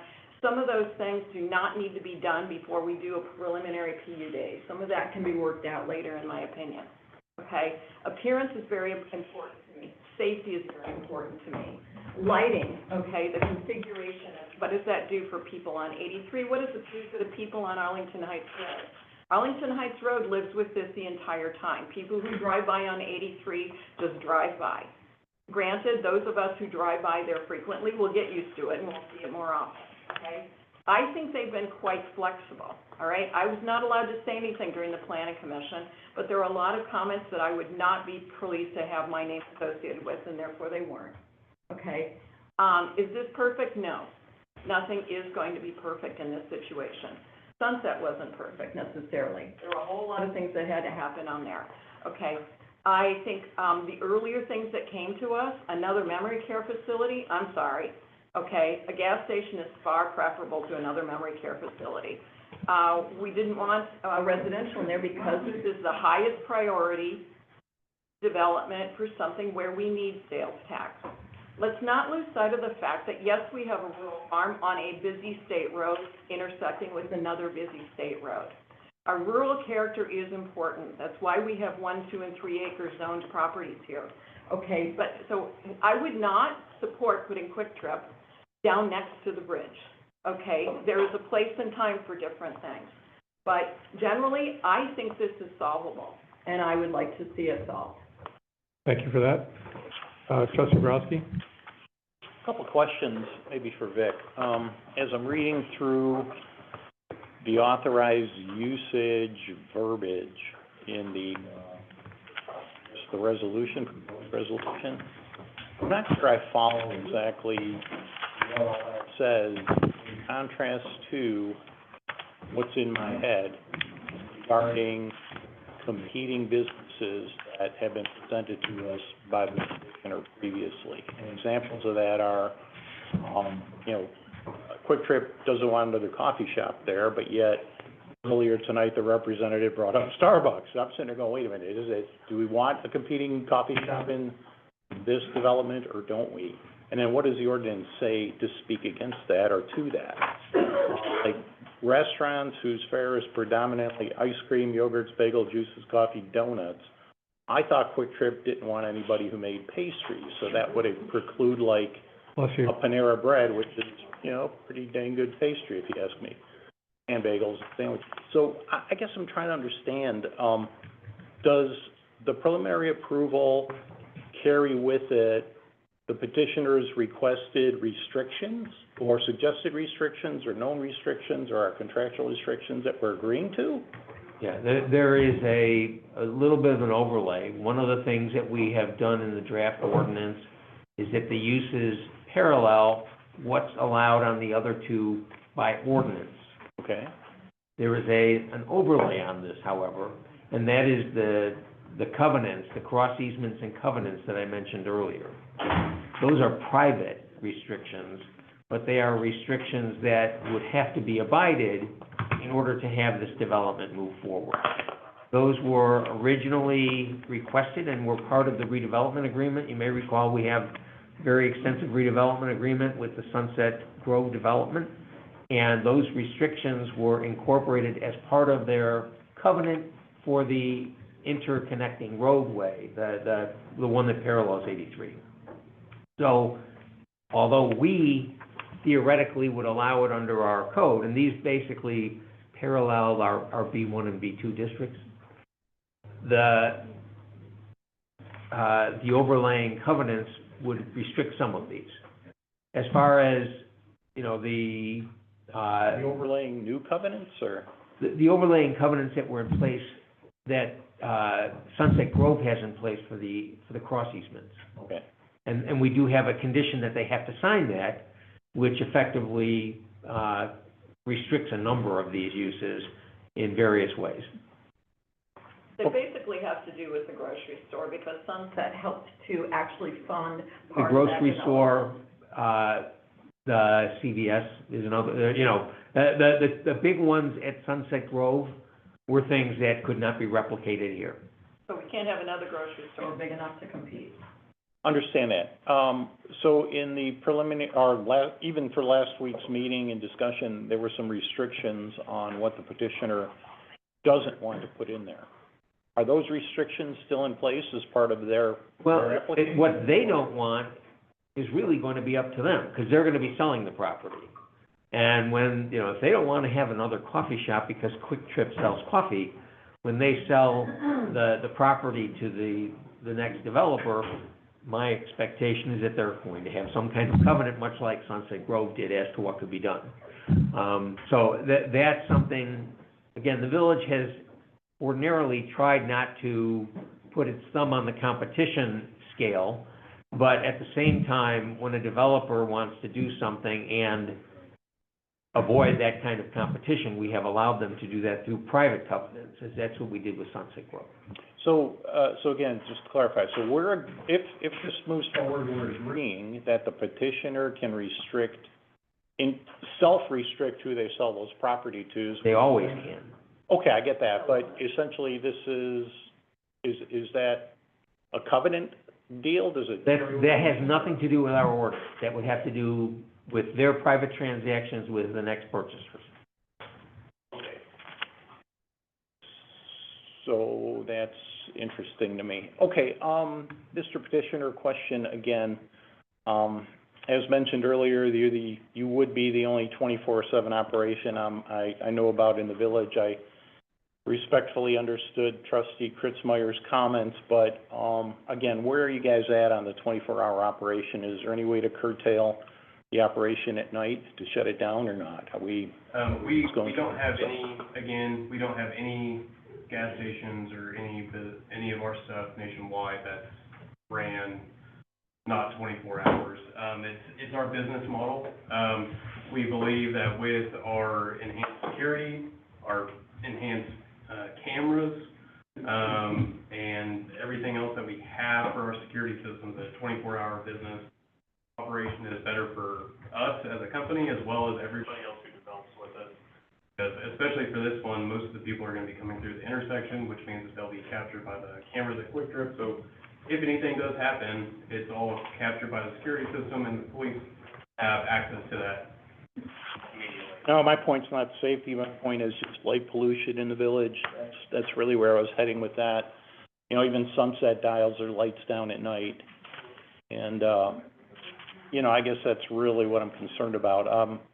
We also, Lake County Sheriff does a great job for us, but they're usually not dedicated to our community after 11 o'clock at night. Their resources are typically deployed based on priority, which is typically not our community because we're a pretty safe community. So your nearest Lake County Sheriff is kind of far away. So if anything does happen after 11 o'clock, you know, Lake County Sheriff does a great job. They respond. It's going to be a priority basis. So being the guy who negotiates the contract with Lake County Sheriff, I'm concerned about that. But the lighting at night to me is kind of the problem. Very different than Trustee Kritzmeyer's comments earlier. So there's that. No other questions right now. Thank you. Can I just make a comment also?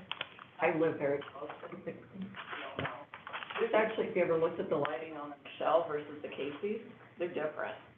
They're Not also a fan of Michelle. Casey's is acceptable. okay. That's fair. Trustee Tanucci? Not in Long Grove. No, they're adjacent. Right. Could have been. Do you have something? Yeah, I just want to say that I agree with everything Trustee Kritzmeyer said, and said very well. And there's no way I could improve upon that, so I won't try. I have nothing else to add. Anything else? Yeah, I've said it. All right, so now, this is where we're gonna try to figure out where we're gonna go here, 'cause this is like, Is the commission going to speak at all? The planning commission? they're not part of this, they've already spoken, they've given us their information, so this is for the board to decide at this point. I guess I'll go around the room, so Yeah, where's your head at? So as I stated earlier, with the new changes, what they brought in, it has to go back to the planning commission. There are set standards for approval. I have it in my hand. I don't have a complete minutes yet from the planning commission, but these set standards are not met. I'm sorry? If you don't have them, you can't vote by state law, by. Yeah, so I don't have the final minutes yet from the planning commission. However, I have the standard, PUD standards for approval here. The boxes are listed. I don't agree with the planning commission, even though it's unanimous, because when the planning commission is giving a message to the citizens out in Long Grove that we have unanimously declined and the village board is trying to do something, that's wrong, because I have a lot of questions about the planning commission. So I think with the new things what they brought in, it should go back quickly to the planning commission, and we need to know in writing who the commissioners have declined these standards, which is here in my hand, and what is their reasoning, and what is the alternate proposal they make. And the number 3 is what standards were met when initially approved Sunset development. So putting those standards, you know, and then considering the renewed application or renewed, the amendments made by this, I think we should facilitate the businesses. We cannot be that strict, so that's my position. But also at the same time, you know, I need the planning commission to go thoroughly and set up a standard and look into the previous standard of approval of the Sunset, and don't be stuck on the need basis, because I think that's their independent freedom, and they can establish any business they want to. That's their business plan. So I think they should go back to the planning commission within a quick time frame, because this is going a long time. So we need a specific answers from the commissioner as to why other than need, these standards are being met or not met, we need to have the final approval in hand from the planning commission. Within 15 days, next meeting, we can consider giving them, whatever the board decide based on the planning commission. Are you making a motion? No, not, we're not making any motion right now. Hold on a second, let's go around the, trustee O'Connor? I'm still in the, Okay, you're a yes. I am a yes on the revised request. You're, no. You're a yes. I'm not allowed to vote, guys, so, on this particular. You're allowed to vote for denial, though. I could potentially. But I still don't think we have a majority, because you're not denying it. Yeah, I told you that otherwise I would have to stay. Because I need the planning commission to relook within a short time of frame and then get back to us on what the applicant didn't meet the standards, has to be in writing before I say yes or no. Okay, so what, were you gonna make a motion to decline? Right? I don't know if that's a motion to refer it back to the planning commission? Yeah. That would require a Those second. standard, Okay, so that's where, yeah. you're making a motion to refer back. I make a motion to get this back within a time frame of 2 weeks back to the planning commission. I don't know that that's legally possible. Or maybe We don't have time for that, but whatever time frame, promptly. it has to be very quick. Because, and then, we need to get hearing the answers, what standards they met when the sunset was approved vis-a-vis rejection of this. So that, you made a motion to refer this, or remand it back to the planning. Planning commission, yeah. Somebody else want to second that? Did I hear a second that time? Nobody. Okay. Because, my point is, at the end of the day, it's still gonna come back as a gas station. No, but they have to tell us, right? We don't have a minutes of the planning commission. Okay, These are the PUD standards. I'm looking at each box, only 3 things are pointed out. Rest of the stuff, we don't know whether they considered or not. I don't have a final minutes to make a judgment. Plus, in the meantime, they will study correlation of the affecting business. But by no means I'm saying no, but I think the application deserves a chance to be properly considered by planning commission. And then, we can make a decision. We're trying to figure out how we come to a conclusion here. So procedurally, Vic, Has there been retrospective report back to the planning commission in any of the instances? yeah, we did the fire station. Yeah, there's The fire station. there's certainly both the ability and the precedent for referring things back to the PCCBA.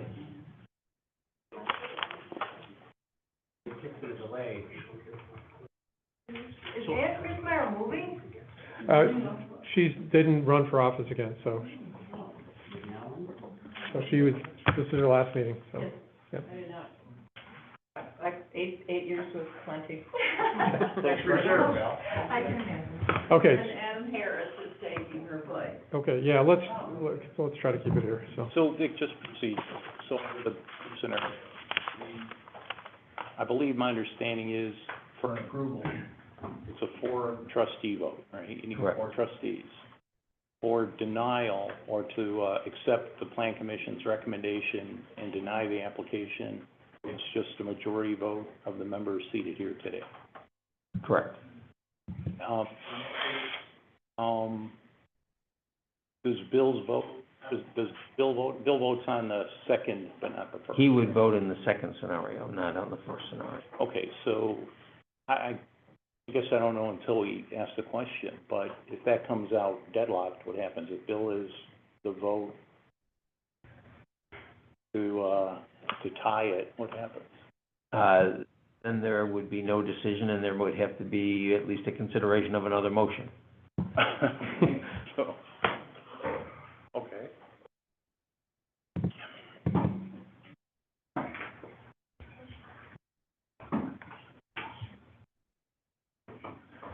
which would be what? I mean, it's still. Well, I mean, one of the other options is what trustee Jamil has presented.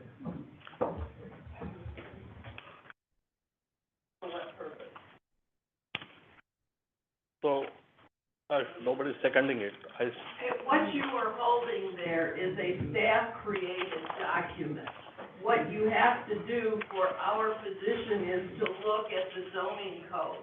Our responsibilities are listed completely within the zoning code.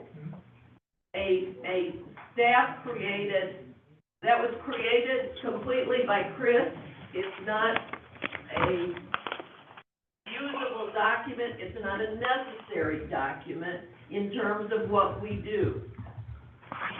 I'm sorry, I don't agree that. So anyways, let's keep this with the board here, so we have to come to a conclusion here, and you're a no. You wanna refer it back, remand it back? We got 2 yeses. All right, so the other procedural question, so Dr. Jamil, as you mentioned just a moment ago, said you abstained from that vote. You would be the tiebreaker of 2, right? I don't know, we have to have 4, don't we? So, Depends on the motion. all right, to decline, how many? Oh, to decline. To decline, we would need to have, a concurrence of the majority. So majority vote, essentially. Isn't You would have to have 3. vote that doesn't pass a declination? Yeah, hold on, yeah. You don't need to vote, a majority, you don't need a majority vote to decline it. It needs a majority vote to be approved, that's all. We lodged a protest too, so I think it's gonna require more. It's gonna require the same amount to approve either way with the protest, so. To approve it, we need 4 4 votes, trustees. 4 correct. yeses, right. And if the available scenarios are, A, vote to approve, that requires 4 trustees. B, vote to deny, that requires a majority of those who are here tonight, a concurrence of a majority. C, to either continue or refer it back, that requires a concurrence of a majority. Or D, if, say, there is no vote in favor of the approval and a deadlock in the denial, and nothing more happens, then the process will have ended tonight. That would effectively be a denial. What do you need to either, and I'm gonna ask you, and you, and you, what do you need to persuade you that this could be good? Is it possible, or is it not? Is it clarification, or is it you do not agree with this? So, and I need a clarification I already sought out for those guys about the effect on the sunset businesses, because I don't want only gas station to be established there. If the surrounding businesses are generating income, I'm for it, even if it is gas station there. But it's been said multiple times that clarification cannot be known Until you get I understand that. The second thing, what I am concerned is, when the planning commission unanimously says no, we need to have concrete violations which they committed, because it's their right to submit an application, and if they didn't violate any particular code, which we don't have it in writing, even though she says that it is written by village. I have this with me. So the planning commission, excuse me, one second. Just keep it here, yeah. So planning commission should give us in writing, what are the zoning codes Time out, folks. which Here. the applicant didn't meet in writing. So I need to look, just, they say it's a need. The need is their prerogative, that's their business plan. So I'm all for business, but they need to come up with more than what just the need is, because that's their right, apply for anything they want. So planning commission has to say, this violates this code, this violates this code, so the village should not go ahead with it. Now, they should come up with that paper, even though whatever their rights as a commissioners and whatever their duties are, they should quote that as well, for us to understand where they are coming from. Because the planning commission Right now, voting unanimously has given a message to the citizens that, the village of Long Grove should oppose these businesses. We should not oppose any businesses. That's Time out. minutes of the. Please, I'm sorry. I am asking Keep it. under what codes Keep they here. think that they violated the terms of the zoning code, because I'm all for freedom of application of whatever the applicant desires to be there. So it's a Long Grove village. If they're violating the codes, I need to see what violation there. Just cannot be like, okay, there's a gas station 1 mile away from it, you cannot have the gas station here. That's not the planning commission's prerogative, and that's not the village prerogative. That's their business prerogative. If they consider that there's an advantage to that business, Your attorney, that's there. what the code requires in terms of the recommendation Yes. from the plan commission. It specifically says that the board will vote once it gets the plan commission's written report with specific findings of fact as to all of those standards. That's what If you don't I'm, have that, your vote's gonna be a nullity. that's what I'm asking for. All right, so everyone, keep it to the board. Again, we'll, I want the planning commission to reconsider those amendments, what they made. I agree with that, Ruben. Well, I need a final minutes and final document. so, we are locked here. I think we should continue this discussion and send back. We could, We can it'll, continue it. Again, the plan commission hasn't met, so there aren't any, formal minutes from their recommendation meeting. And that's why the village board doesn't have a formal set of written, So can we get that in the next meeting to decide? We have been counseled. And it was been repeated also about the way that the Illinois state laws do the word need. And that it is not a dictionary, it's more of an acceptability. I'm not an attorney, but that's the way I've read and listened. It was very congruent with what we've been told. The word need is not the, dictionary version. It's not literal. No, it's not literal. Term in this instance. It's got more legal, thank you, you're a little. the petitioner has a comment. I'm gonna let him go ahead. So if the board is considering another continuance, the only thing that the petitioner requests is that there be some level of instruction on the open items. If you had mentioned lighting, that's something that we may be able to provide a response to. Overnight, there are certain stations or certain companies that dim the lights. I don't have corporate approval for that, but if there's a continuance, that's a specific action that we could provide a response on. I don't know, I think, What does it take, Rita? Do you need clarification or changes or? 24/7, 365 is, to me, too intense. For a state road? Yeah. Excuse me. For me, for this location. The groundswell of disapproval of the residents deal. Yeah. Yeah.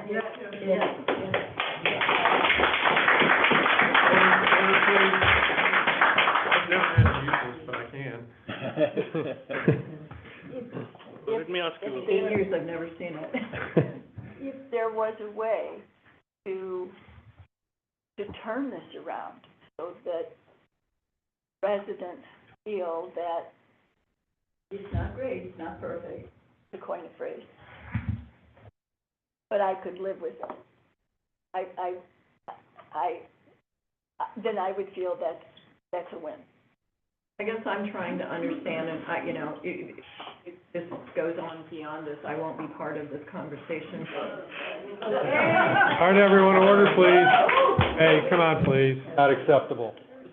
Please. I'd like to hear what you want to say. It's just, I think, for my own curiosity and also just for the petitioner, helping them understand, is this a non-starter or, they can't read your mind, so trying to understand what would that take, 24/7 you just described.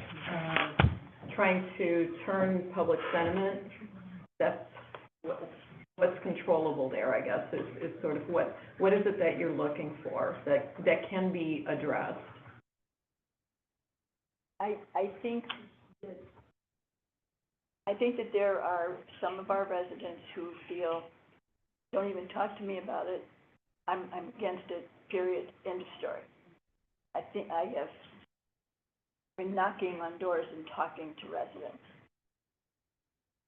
There has been a segment of the population who has said, I could live with it if. So, to me, that's room for discussion. Mm-hmm. One of my concerns on the other side is the village is turned down the Shell station 25 years ago.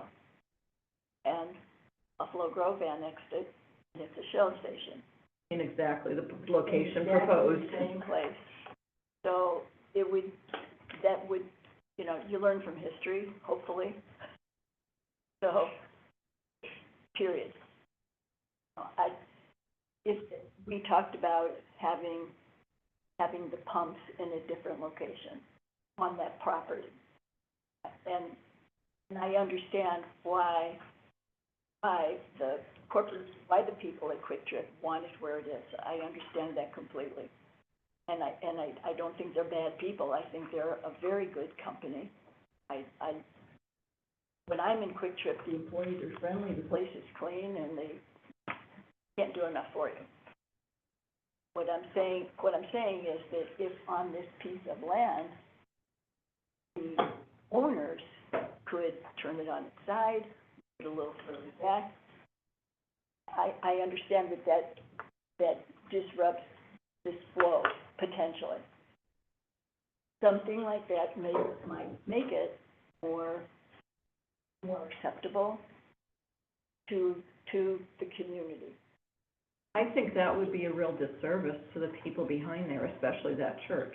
The comments last time about lighting, I hadn't thought about it until they came up 2 weeks ago, and I found that very compelling to have where they propose the pumps to be, that's where the lighting is. If you turn that 90 degrees, now that's light that's going over towards Arlington Heights Road. Now that's light that's going over towards, basically, if it stays there on that southernmost area, that's right by a church. So I found No, not that far. But the rotation, keeping that facing 83, to me, makes the most sense from a light perspective also. When they talked, I hadn't thought about that, but, I think that because light mitigation for the people along there, I think, is very important. And I don't disagree with that. So keeping the pumps facing 83, to me, is the best way to address the light. Unless you live in the old folks home across the street. I could make a comment about when they go to sleep, but. But the point is, I think Rita's trying to make a point that says, you can move this thing around, and you can hardscape it, landscape it, decorate it in a way that it's not nearly as visually stunning, obtrusive, pick the word, you pick the adjective there, as it is today. I mean, there are so many examples of gas stations around the country. Scottsdale, again, I hate using it again but it's a perfect example of the municipality disguising gas stations. I mean, the sign is right there. There's a British Petroleum right at the corner of Carefree Highway and Scottsdale Road, but you don't know it's a gas station with the exception of the sign. You pull in, you go, oh yeah, this is a gas station, low-rise canopy, just very well-constructed exterior that blends in with the native decor. That's not what this is. This is, welcome to Long Grove, here's a big gas station, here's a big red striped canopy, and it's a 24/7 operation. No, again, I heard the partial maybe concession on the lighting tonight. I heard that for the first time, but there's got to be a better way to fit this thing in so that it's not nearly as big, bright, and in your face as as I guess As a the gas thing is, station. this is trying to get to something that is not mind reading. That's really it. It's, So Vic, if this is denied tonight, then it's over. Other options, Yes. right? Unless So, the actual, this, something they keep. the Sam's Club model, the petition. Sam's Club model, Sure. gas station. But Wait till trustee Jamil finishes. Sorry, I just wanted to respond. That is, what you just said is how to make it all fit and work is exactly why we're asking for preliminary approval and not final approval. To be able to have the opportunity, Please. to work with the village, to work with staff and figure out what is the best fit. How does it work? We think, and again, we explained that last week, that orienting the lights toward 83 provided more physical separation, not only between the gassing activity and the vehicles that circulate there from the residents, but it also contained the light. If there's a better programming, that's why we think the final PUD, leaving that open, it gives us the opportunity to do it. With respect to the architectural design, there's specifically a board in Long Grove for that. For us, it's getting there with purpose. We know if we can get the use approved as part of the preliminary PUD, we can work on those design details, the building material details. That's exactly the reason we're asking to hit pause on the final PUD and give us the opportunity to work through that. So I have a follow-up question. Okay, yeah. The Sam's Club model across the nation, they have the Sam's Club visible. And then you have the directions for the gas station separate. Is that a possibility for you guys to, how Chris said, modify it so that the gas station is a little bit, you have to work through, but the quick trip you can have the convenience store and whatever the facilities you are having it, and then There's a possibility, but in order for us to put in the engineering to be able to figure out a plan that maybe accomplishes that end, we have to look at, again, how that impacts the other, potential development lots, and also the roadway system that, again, we spoke about, that's part of the initial plan unit development. It's incorporating that grid, so to speak, in order to maintain circulation on our site and then north through to the Sunset Foods. It's certainly a possibility. Again, we haven't looked at it that way. We were focused more on answering the question, where does the building sit in relation to the pumps?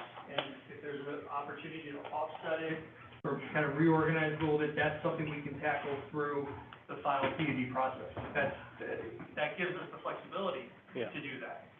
Okay, so going back to, go ahead. One more question. Yeah. So for the lot that Quick Trip gas station is on that you guys want to retain as Quick Trip gas station, what's the impervious ratio on that particular drawing? Just for that lot, just for the piece you guys want, right? On the slide, and I don't want to misstate it. I believe it's slide. I think it was slide 8, but I don't know if that's the actual impervious for the entire, it decreased the impervious by 27,846 square feet from the removal of the diesel bay. I have provided that information previously. It's also within your packet, on one of, I believe it's the landscaping plan that looks like this. Within the full packet, it should have the impervious space for the entire development. I was just interested in the piece you're keeping, so. Right, it's. So what is it? So what is it, 4.7%? No, it's down 4.7%, so. So what is it?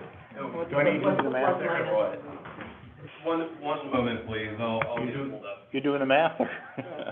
Well, we provided this previously. Gave us the relative and he wants an absolute. Thank you, sorry to make you do more work. Percent impervious, 53.1. This was, January 9th, so it's down 4% from that? Down 4% from that.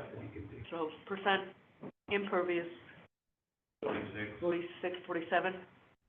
And that's relative to the size of the lot, is that what it is? Yes, it's the parcel. The parcel, and that parcel is how big? 2 acres? You have the. Thank you, Karen. I've got the whole site. Over to the left of that page, maybe down the bottom.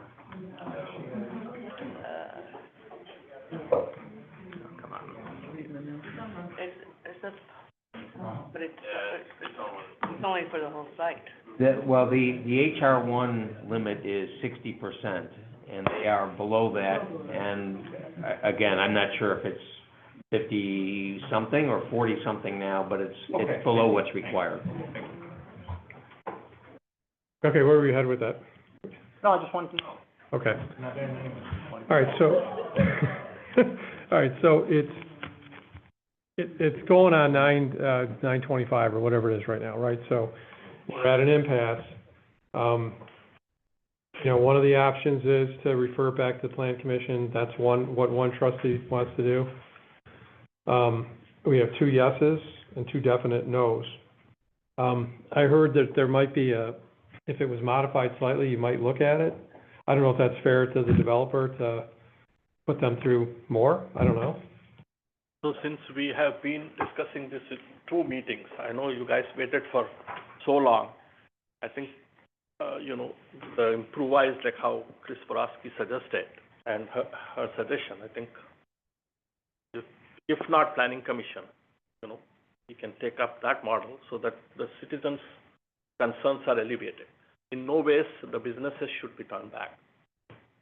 If there is any chance to work with it, I think we should work with it without Would you be comfortable saying no. going with a preliminary PUD to work with it? And you're stuck. Preliminary PUD, I need to ask Vic, if we have to give the preliminary PUD with some clauses in it, is that some option there with a specific timing about the concerns with the vis-a-vis sunset, businesses and what? The draft ordinance that was in your packet, would allow the board to grant preliminary PUD and still require, Quick Trip to come back with not only new plans, but having to meet a series of other conditions. And if they fail to do that, then that would essentially end the process. But that would be on them to meet those conditions. Don't slip a day. No half step. Yeah, please, guys. We're trying to come to some kind of a conclusion here.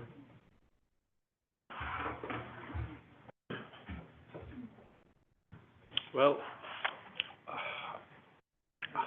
I still think that, some answers are needed. If my proposal to refer back to the Planning Commission with the amendments what they made, you guys are not approving. I'm not in total favor of denying the application because Planning Commission, I don't agree with their recommendation on the need basis, which they emphasized more. So they can come back to the board with how Ann and others suggested to have a Sam's Club-like model where you have a convenience store and other stores looking up, and then gas station, somebody has to find a pathway to go to that gas station. So that proposal, if you guys have in mind, and the other ones are the businesses proposed. I think those are the 2 things I want to see at it before I make a final decision. I'm not sure where to go here because we're stuck. We could continue it and then we're gonna be in the same place the next meeting, so. That's why I'm trying to understand sort of like, is this a no-go, or is this you think there must be a way? And Yeah. Not a no-go for me, I think. what they're suggesting is that the preliminary PUD is the way forward to then say, let's flesh out the rest of it. And we are down 115. Yeah. So, yeah, guys, you just be quiet, please. Let us talk here. We'll be here all night then, otherwise. All right, so the thing is, I mean, one of the options could be to deny tonight. One of the options could be to continue it. One of the options could be to refer it back to the Plan Commission, which you want to do. Yeah. And this time we want concrete answers from the Planning Commission.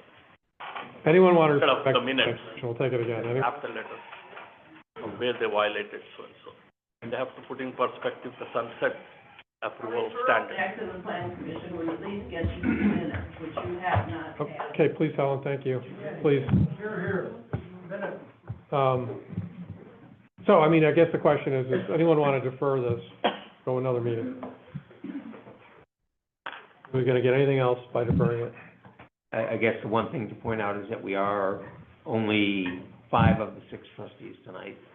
And so, that at times is a basis for continuing something, whether by referral to the plan commission or simply a general continuation, so at least the applicant can have a vote of the full complement of board members. That's just yet one other option that's before you. I'll leave it to you all as to what you want to do. What would going back to planning do with for us? Well, we can remand it back and ask them to look at different things that weren't considered, so. I think that is part of the concern that trustee Jamil has, that the plan commission's review both wasn't consistent with the applicable legal standards, and that he wants to have particular issues looked at. Could they do a special meeting to? Well, either way, it would require public notice, so, I mean, I don't know that it makes a difference in that regard. But that's, Rita and Chris, does that address anything important to you? No, we're just asking, because you've been pretty clear, yeah. I don't see, excuse me, I don't see that referring it back to the plan commission is gonna change anything. I don't think the plan commission, and I'm presuming, of course, but I think that people saying no unanimously is not gonna change. So, you know, and I kind of would like you who are here to, there were some questions that have come up more than once regarding the procedure. The Plan Commission is an advisory board. They have certain responsibilities, and there are certain things they can't do. Board members get in on public hearings merely to hear what the residents have to say. We're not there to comment, we're not there to make up our minds. We had, during the public comment sessions, the board had less material than the PCZBA had. So once the PCZBA finishes with their duties, they advise us, and we can follow their advice or not. You haven't been advised yet. Please, keep, Dan, please, thank you. We're looking at the big picture here. I asked your attorney to opine on it. Dan, please, thank you. So then when it comes to us, then we get all the materials, then we're able to ask questions, then we're able to talk to these people, and the Quick Trip people deserve due process. They have a right. It's private property. I think you've done a very nice job of presenting this. You've been professional, you've taken a lot of grief that I'm sorry you had to take. You want to spend a lot of money in our community. What's not to like about that? You know, I think that the residents certainly guide the way I see things. I'll speak only for myself, not that the others don't. And if there is a middle ground, I think we can find it. I don't think it's going to take 2 years. Maybe it takes 2 weeks, and the answer is no, we don't want this, we don't have this, it's not this, it's not that. I don't want to go on and on. Tonight, I think my answer to you is we can continue it as far as I go. I don't see going back to the people. Okay, so you're supporting continuing it, would you continue it? I support continuing and giving them a fair chance, I think. You support continuing it? If. Sure to what end, I'm also not sure what other choice we have You realistically. support continuing it? This is your last meeting. It's my last meeting, you know, I said, I'm a yes. I mean, to me, that at least allows additional information that may help others. All right, well then, what do I need? I think we effectively, A motion to continue. a motion to continue it. Who wants to make that? I proposed it. Okay, moved by trustee Jamil, seconded by I second. trustee Kritzmeyer. Take a, Trustee Jamil? Aye. Trustee Kritzmeyer? Aye. Trustee Borowski? Come back to me. Trustee O'Connor? Aye. Trustee Sanucci? Yes. Trustee Borowski? Aye. Trustee Sanucci? Aye. okay, that motion is carried. Now, we realize that, Adam, when you're gonna be sitting, you're gonna be sworn in at the next meeting. You will be making a decision the next meeting. Yep. Okay. Pay bigger. Congratulations. Motion has been carried. I'm sorry that we didn't come to a conclusion. Yes. I had previously asked if there was any specific instruction or direction for us to address in the next meeting. Lighting is something that we can talk about. We'll probably get further along with corporate on the red detail that it got your attention. We think we've provided responses to just about everything else, but I want to make sure we're not missing something. If there's something specific, it's an opportunity for us to come back, just like we did today, with that information. Well, I think I heard a few things that you could be, you know, the hours of operation, is that a no-go or not? Can you reposition the fueling station and convenience store somewhere else on the property? I'd really be unhappy with that. We can, An alternate we can look at design? it. Yeah, I mean, we can look at it, there's some design things, but we'll take a look at it with our civil team just to make sure that for the specific property, it would work. And then we would have to come back, obviously, make sure it's not affecting any of the residents around. And then the 24 hours, this is my director, we still have to look into it. We'll have to go up through the corporate channels, for the hours of operation. But we're willing to take a look at it and take it up there and fight for it. What, any possibility could be in the center? I'm sorry, say it again? Any possibility that the pumps and the service section be in the center? Like for us, that does not fit well within our business. Again, this is my director, so we'll talk about this after this meeting and seeing if there's another spot that we can reposition to. So I can do the pumps just aren't conducive to place in awkward manners, like meandering through like dams. They're just not conducive to the safety of people filling up into our store. And it's not conducive to the safety of our employees being able to look out to the pump and see who's out there, if there are fires or something going on. So it's very, very important that they are within view of that building, either in front of it or on the side. I know, I've read, the vapor issue, even in Texas. They're 500 feet apart from the vapors that are dispersed from the pumps. Well, let's do this, because it's, 9:30, we still have to pass a budget tonight, or else we'll be like the federal government. And we gotta get that done before the night's over, but if there's any feedback that you have, get it to Chris. And get it to Chris, we'll get it to you. All right? All right, thank you, thanks for being here. Thank you. And if you're gonna have discussions, please take it outside, and maybe we could close the door. So, we can continue. All right. Thank you. Somebody's playing on TV. You're leaving, right? I think they were playing the board meeting. Yeah. All right. I read your report. I read all the things. Yes, ma'am.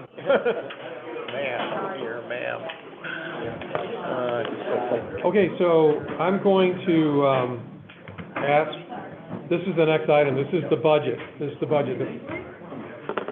Mosquitoes? Yeah. Oh, got it, all right. Nighttime creatures. Good night. These cookies are I hope so too. I'm really digging in. Okay, thank you. And All right. then sustenance after that. Okay, so, I need a motion to open up a public hearing to discuss the fiscal 25-26 budget. Public hearing to discuss the fiscal 25-26 budget. Okay, moved by trustee Kritzmeyer, seconded by trustee O'Connor. We're now in public hearing. Oh, no, sorry, take the roll call. Aye. Trustee O'Connor? Trustee Borowski? Public hearing for the budget. Aye, here. Trustee Jamil? Aye. Trustee Tanucci? Aye. Okay, we're now in public hearing. Are there any, comments regarding the budget? From the public? I think it looks good.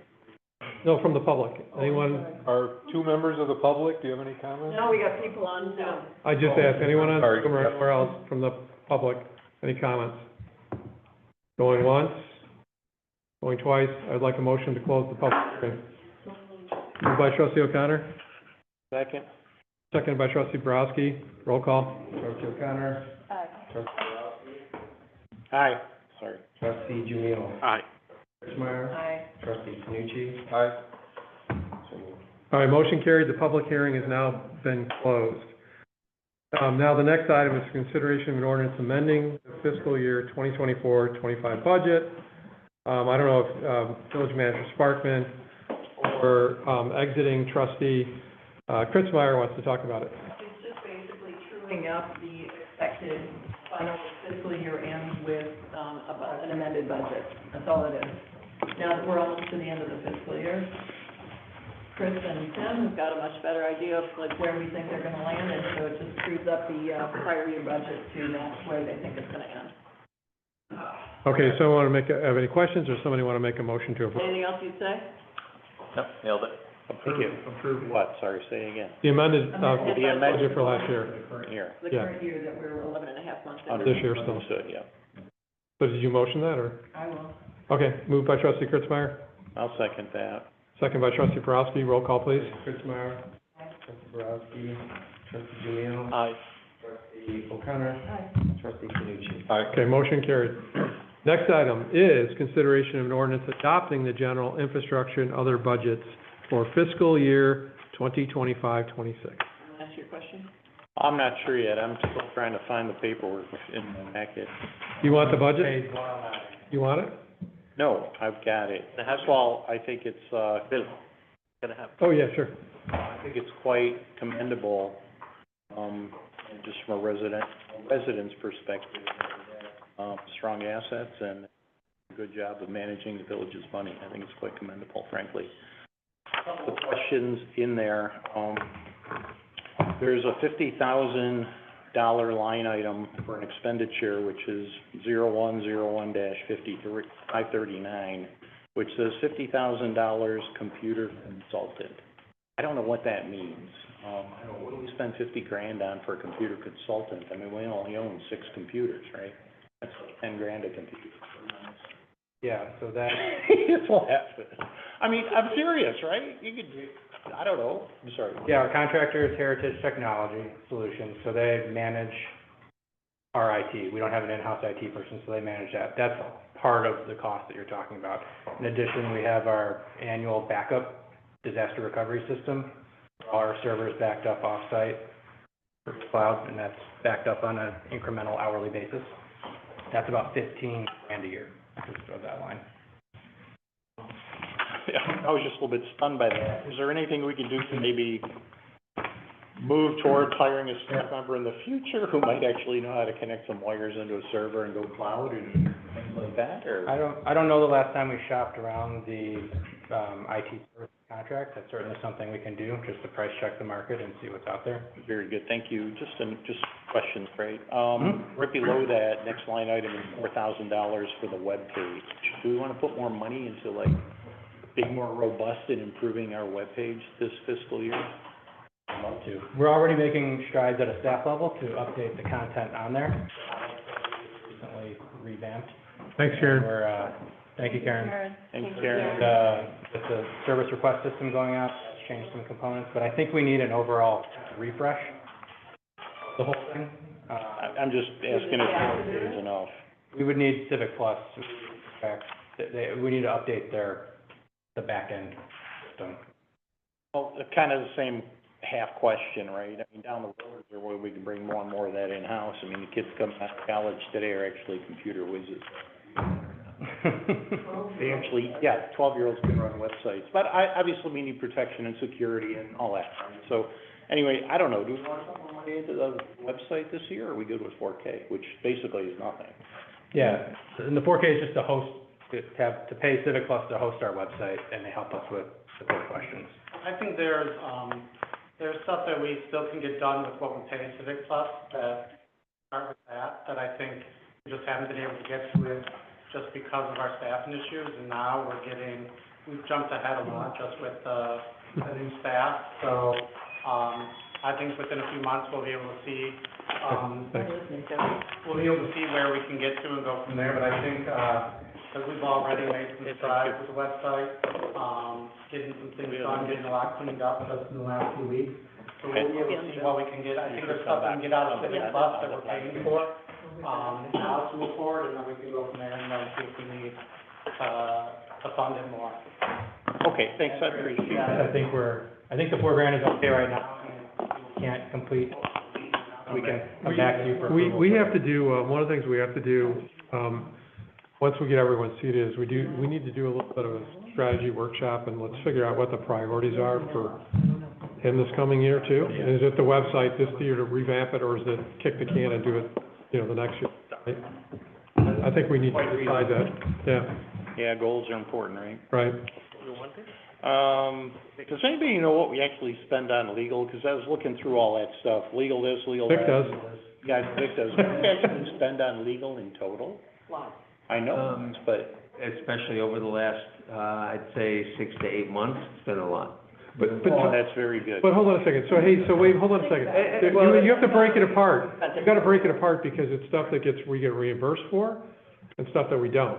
Yeah. Yes, I know. And if you look at all the line items in that budget, there's like 20 different line items for different buckets, right? I would not be able to tell you offhand how that breaks down between the amounts that are reimbursed and not. My guess is that we're probably in the $15,000 to $20,000 a month range over the last year for the non-reimbursed amount. I don't know if I think that's roughly All right, so how many Mercedes did you buy this year? No, I'm kidding. not a one. All right. I'll tell you as I was just curious, budget. because I was looking at that sheet, Being sick. and it just seemed to me like there ought to be like a bucket, like a summary bucket that says legal expense. I didn't see it, maybe I missed it.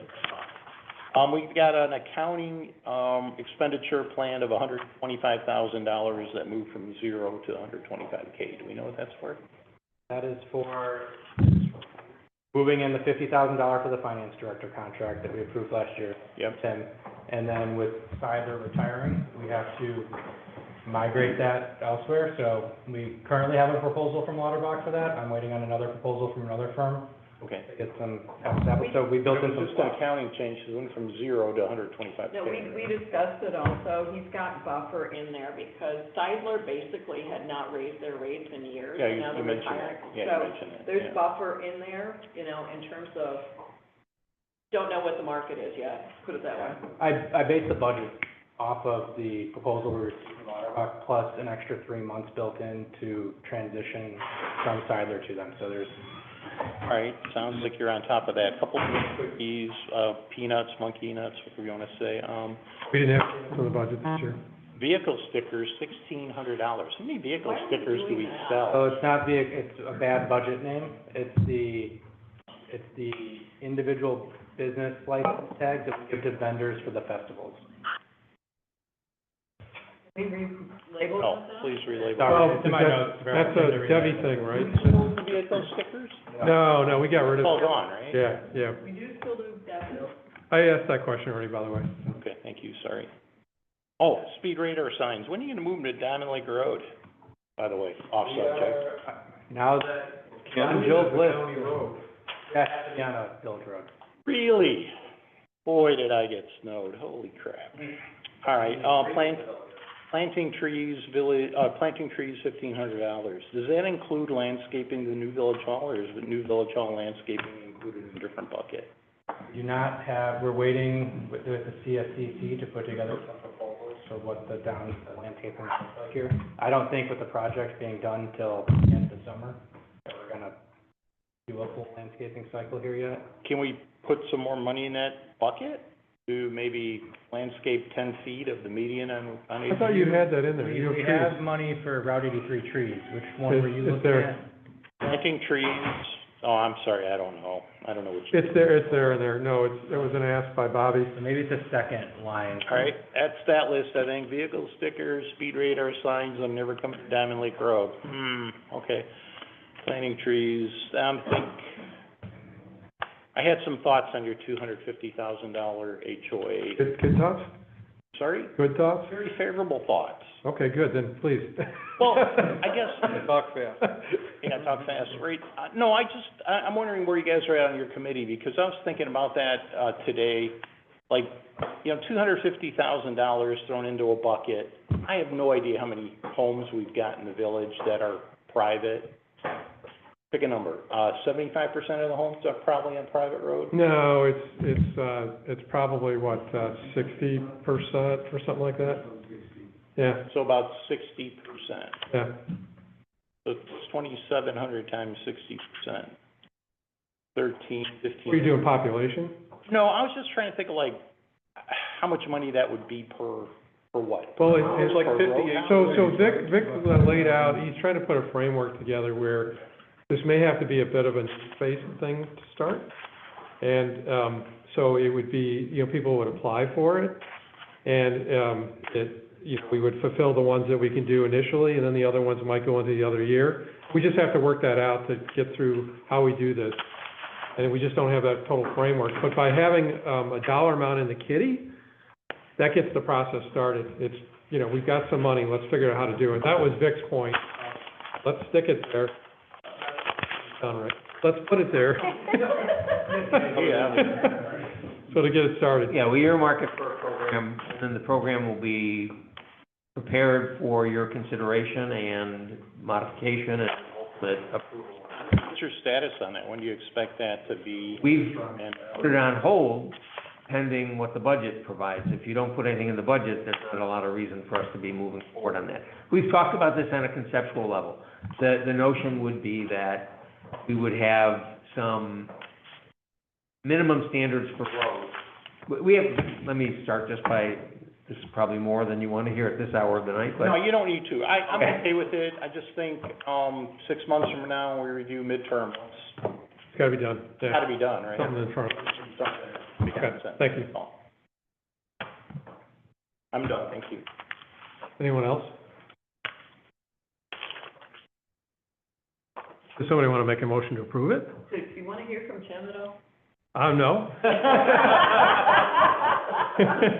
I just want to say, before I do my swan song, Yeah. I think he's done a very nice job of doing this in staff. We asked him to. Excellent. He came with, I gave him a very long laundry list. Obviously, Chris has been supervising, so I have not had to be very involved. Got it. He's been doing a lot of good stuff, both on the budget and also on the forecast, trying to get that into a place that's more workable and more other ways. And hopefully, Mike, you, in some future time, the Can I have my village budget can get a better sense of forecasting its cash flow, forecasting when revenue, forecasting when expenses come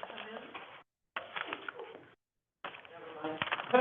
No, sorry, no, you were saying really good things, and I was trying to get my budget back, so. My hope is that sometime this village can do a better job of really get a good grip on when the cash is coming in and out, and then B, be able to then, given that higher confidence on exactly cash flow position, then be able to take some of the reserves we now hold and put them to actual use. So that would be my hope. Well, is that gonna happen? Absolutely. Okay. Is Village Hall furniture expenditure next year's budget, or? No, it's on our list to vote next, so. Yeah, I know, which budget does it come from? This year? 25, 26. I'll be quiet. 25, so next year, 25, 26? paid in May? Actually, we have to make the purchase before May first, or there's an 8% tariff increase. Oh, my gosh. Okay, so then put it in this year, huh? So let's not talk past the close. So somebody want to make a motion to approve the fiscal year 2025-26 budget? Second. Moved by trustee Kritzmeyer, seconded by trustee Tanucci. That is a roll call vote. No, it's not your last vote yet, but, one of the last votes. So before I call for roll call, trustee O'Reilly has proposed some budget for printing all this for trustees. Do we have that assigned here in the proposed budget? Printing what, I'm sorry? For the trustees, What, apart from the president, the compensation for the trustees, have any provision? Compensation for trustees? Yeah. Well, let me Proposed last year, and they said that they're gonna put it in this year. what trustee Kritzmeyer pointed out is that can't affect anybody who's currently sitting on the board. And so, Until after the. even if we were to pass it, it would not apply any earlier than the I'm trying to get my years right. The 27, 28. It's the fiscal 27, 28, and then it would only apply to half of it, Right, if that makes sense to you. you can't vote Monday. well, half of you, but if you get reelected, it applies to you, or? It will apply when they get reelected, When but you're in reelected. 27, 28, 3 members who are currently on the board will be either running for reelection or peeling off.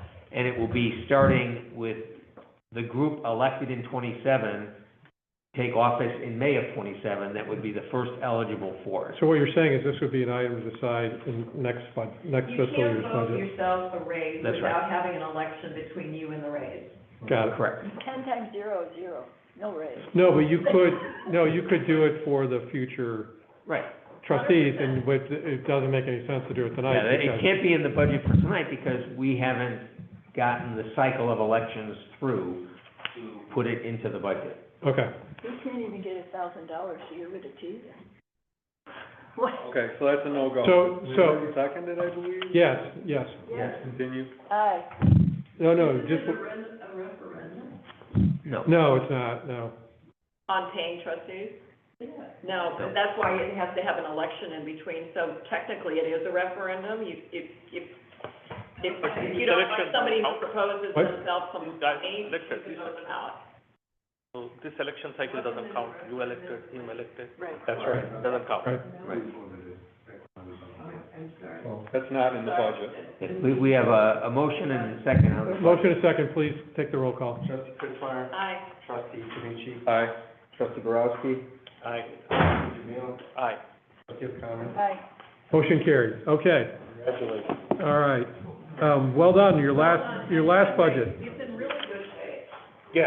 I mean, It is in the actual numbers and also the way it's, like, just the way they configured it and tried to clean up, and Debbie was amazing, but there's some quirkiness that's gonna be filtered out too. Okay, so it's 10 to 10. We have, Village Hall authorizations, purchase of security camera equipment. And, so that's the first one. Just a question, so is the new parking lot covered, and is this parking lot fully covered? It's not clear to me with a blue triangle. Yes. And the resolution on cameras, are they? They're flood cameras. Oh, no. They're not. Oh, geez. 3 to 5 megapixels. I couldn't read this, I'm sorry. It was a softball, it Actually, was a it says- 16-inch It says 5 to 8 on the description. Oh, 5 to 8, yeah, that's right. So, I mean, what does that mean for, like, capturing something bad happening, like keying Ann's Tesla out there? You'd actually be able to see it this time. I mean, you get that kind of good. Yeah. Yeah, my son's camera system, oh my gosh, at his house, he's got something similar. Not those cheap, Ring doorbell things, they just don't do the same thing.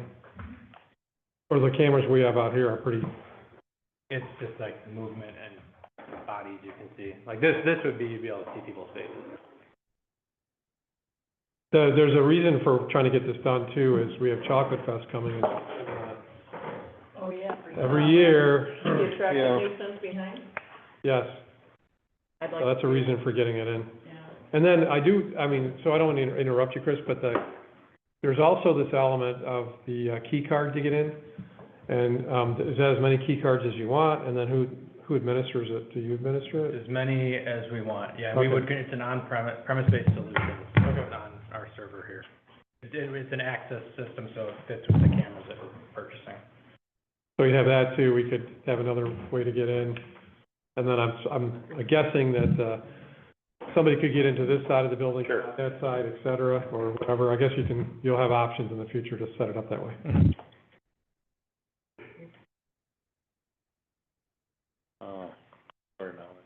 Is something we need a motion for? Yeah, we need to move, Okey-dokey, we need to move it. off we go. An expenditure of $29,000, I think we need to approve it. Definitely beyond his, Yeah, I can't, I wouldn't want to. good. The budget item, I Thank you, Tim. was gonna ask. You sure you don't want to say no and say nothing? Yeah, now we're back. Yeah, okay. Good night. You can dial in, no, just kidding. Oh, then you have to charge us. Thank you very much. Thank you. Thank you. Thanks. So we had $5,000 in the budget for maintenance of the buildings out there. What does that include, by the way? What are we doing to the buildings out there that we're budgeting $5,000 for? We've already probably exceeded that with the cleanup of the damage with the windows, and we just reburied the sump pump pipe that was exposed. We got 2 brand new doors. To me, it's more like miscellaneous, like, we need to paint something, or... Okay, so have we memorialized our agreement with the Historical Society? Yes. Have we memorialized that to the point that I know what it is? There's a memo that was sent out It's a there. memorandum of understanding. Essentially, we own the buildings, and we're responsible for the outside, and they're responsible for the inside. Okay. Those buildings be painted. The Um, barn looks so sad. I don't know if they want the Terrible. barn painted. Yeah, that could get interesting. Stain on it like in the. Oh my old gosh. days. Can you imagine, Jane, if you're listening, you're gonna come here next week and the barn's gonna be red. I can only imagine how that would go over. Sorry to derail us. Sorry. Can't we take it back to what it was in the beginning, you know? It was that way. I'm looking at the pictures from when it was moved. It looked that way. The $5,000 is kind of a placeholder in case of going up, just to have some money. I know, that's how it looked when it was moved. Just in case fund. And I told you, I discovered that there is a pathway between Yeah. 3 Lakes and this property. Yep. So is that pathway covered by the cameras? Wouldn't be a bad idea, would it?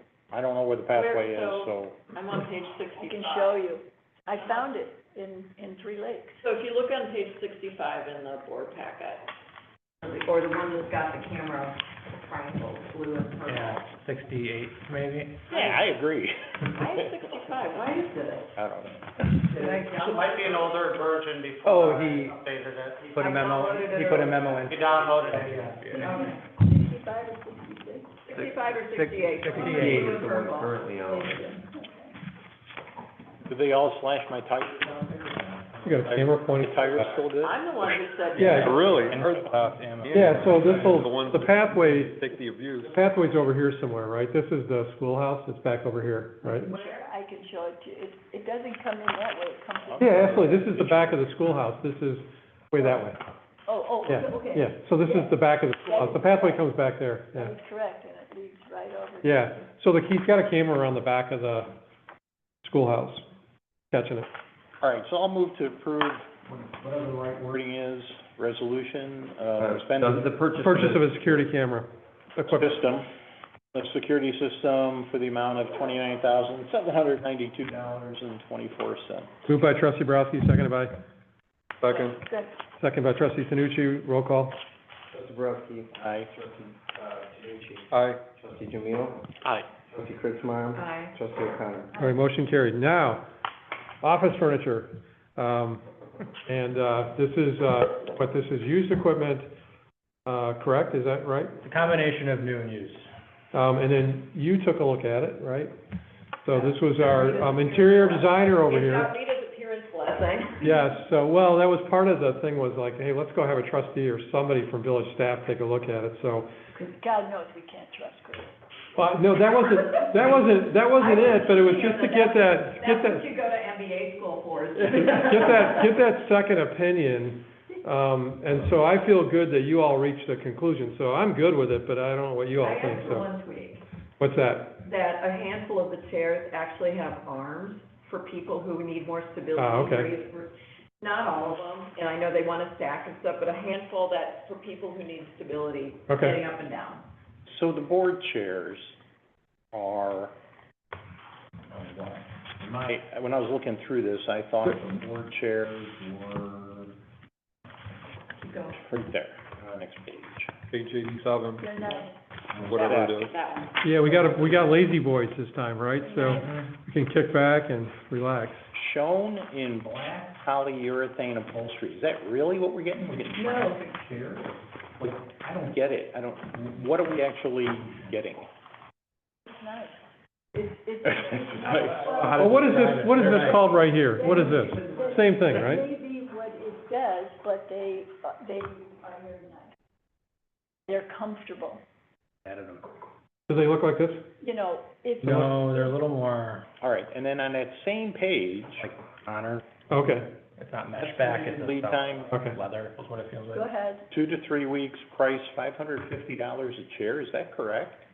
Or, sorry, where were you at? At the top of that page, where it shows, CHO2, quantity 13, these are Yeah, the height conference chairs. adjustable, seat depth adjustment, tilt lock, that's how much they go for, believe me. Yeah, it's almost on the cheaper I end. bought my, cause I'm so Amazing short, how I bought expensive myself desk a chairs are.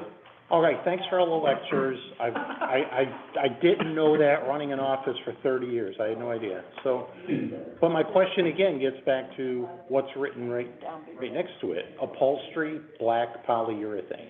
Are we really getting plastic chairs for $550 a piece when I can call Office Depot and get their best Shaq O'Neal, fully leather, fully reclinable, branded Shaq O'Neal chair for $590? I don't, what are we getting? Well, this was the upholstery. It's like a plush leather, it feels like leather, plush leather. So it's the upholstery. It's the, so it's not the chair made out of plastic. The laminate part.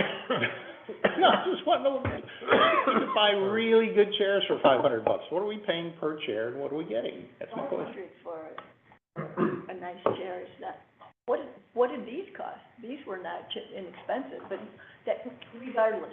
The frame is the vinyl, but they have, as I recall, it feels like and looks like leather, too. And they would be durable. So are we getting used furniture for the boardroom or new? No, this is all new. Those The visitor chairs and the cubicles are used. I don't think anything else is it? The furniture is gonna be used in the back room where Margarita sits as a secondary conference room, and we're set up, these chairs and 4 of the tables. Those can be used for overflow. They'll be backup chairs, yeah, backup chairs. Because that's a huge room over there. And then what's the capacity of the new boardroom? Is it 48 plus us, or, I mean, do we need more chairs to be available? I was planning on keeping these as backup in the storage room. 30. Okay, I understand. 30 right now.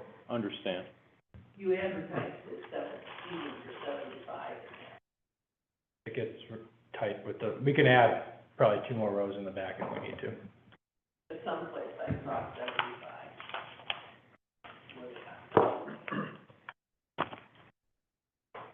So we don't know the material of the chairs? It says polyurethane upholstery. That's what it says, right? It says we're buying plastic chairs at $500. No, the upholstery is polyurethane. I understand that. We're gonna be sitting on plastic chairs for $550 a piece. I think that's kind of nuts. It's pretty hard to find them. What are we sitting on right now? Cloth. What is this? What kind of cloth is that? Same thing. That's not, Polyester something or other, that's what it is. I think Yeah. you want something that cleans more easily. And I think the money is in the, adjustability for people like me who have like the shortest torso ever and Shaq O'Neal. but Shaq O'Neal chairs are fully adjustable too. not just made for big gorillas. I'm just gonna say that when I I'm pleased saw that them- somebody redesized that and things. When I saw them, I was worried they were too fancy.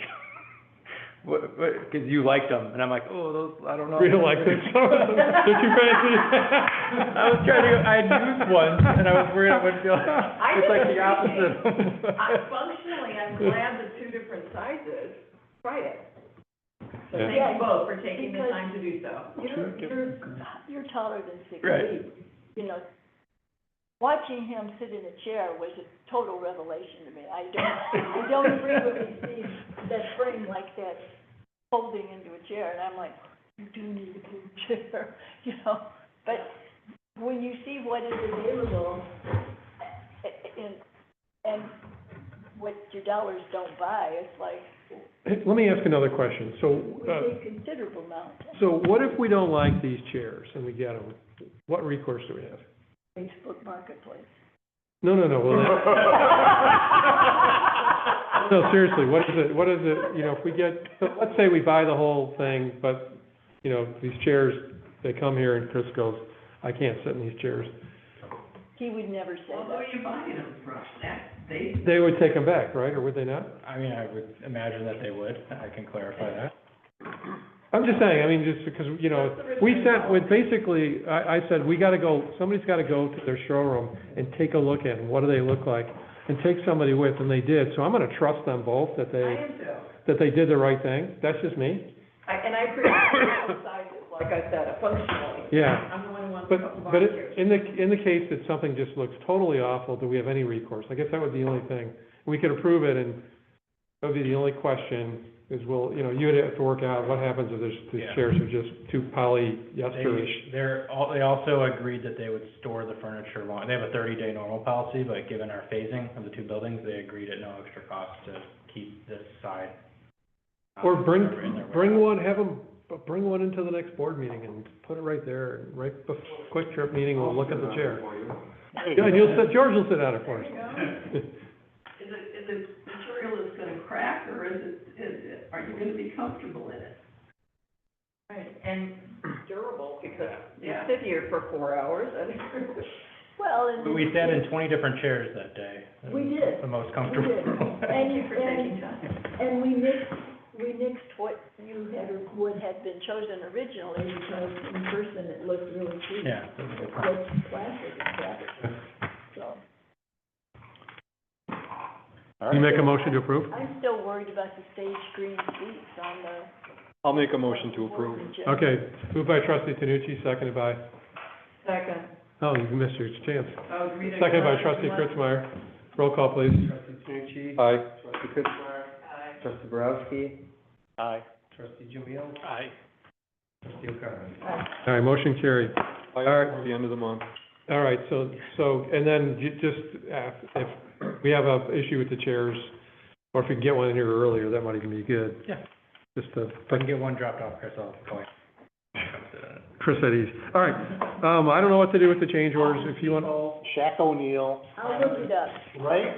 I'll look it up. Look it up. Is that what it's Do called? they have it in, do they have Is that what it it's called? in their stores? Shaq O'Neal branded, it's their luxury executive. Can I just say? From China. Guess what the new tariff price is gonna be? I don't know, it could change hourly, so who knows? Office Depot, Shaq O'Neal. Shaq O'Neal, yeah. All right, so next item on the agenda is change orders for the village hall. You've been given a list of items that Chris has recommended that we need to do. They've actually already been done, most of them, right? So, We got rid of the bench, right? They're looking at other options for us. What'd you say about the stage? For the chairs, I'll fill you in. Okay, fine. so Chris or anybody else, you have questions on this? The assisted listing equipment, is that the upgrade to Oracare?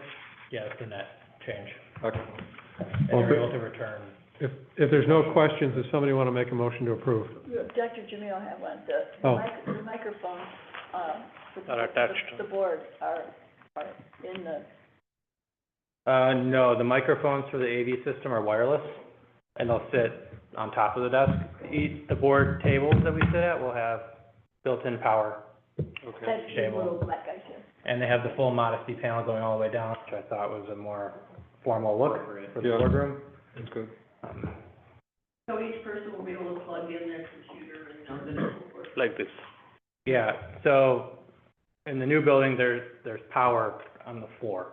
So the desks will It goes, connect to the power from the floor, yeah. goes up through the legs Yep, in the desk. and in the conference room. Is there a, television monitor, or television monitor, a, LCD flat panel in the security room? Like in that top secret security room, in, shelter room? Yes, there's 3 total, 2 in the boardroom, 1 in the conference room. Executive session room, I think that was in our original proposal. That's in the AV quote, Yeah, the AV quote we got, when we put it together. and 3 cameras.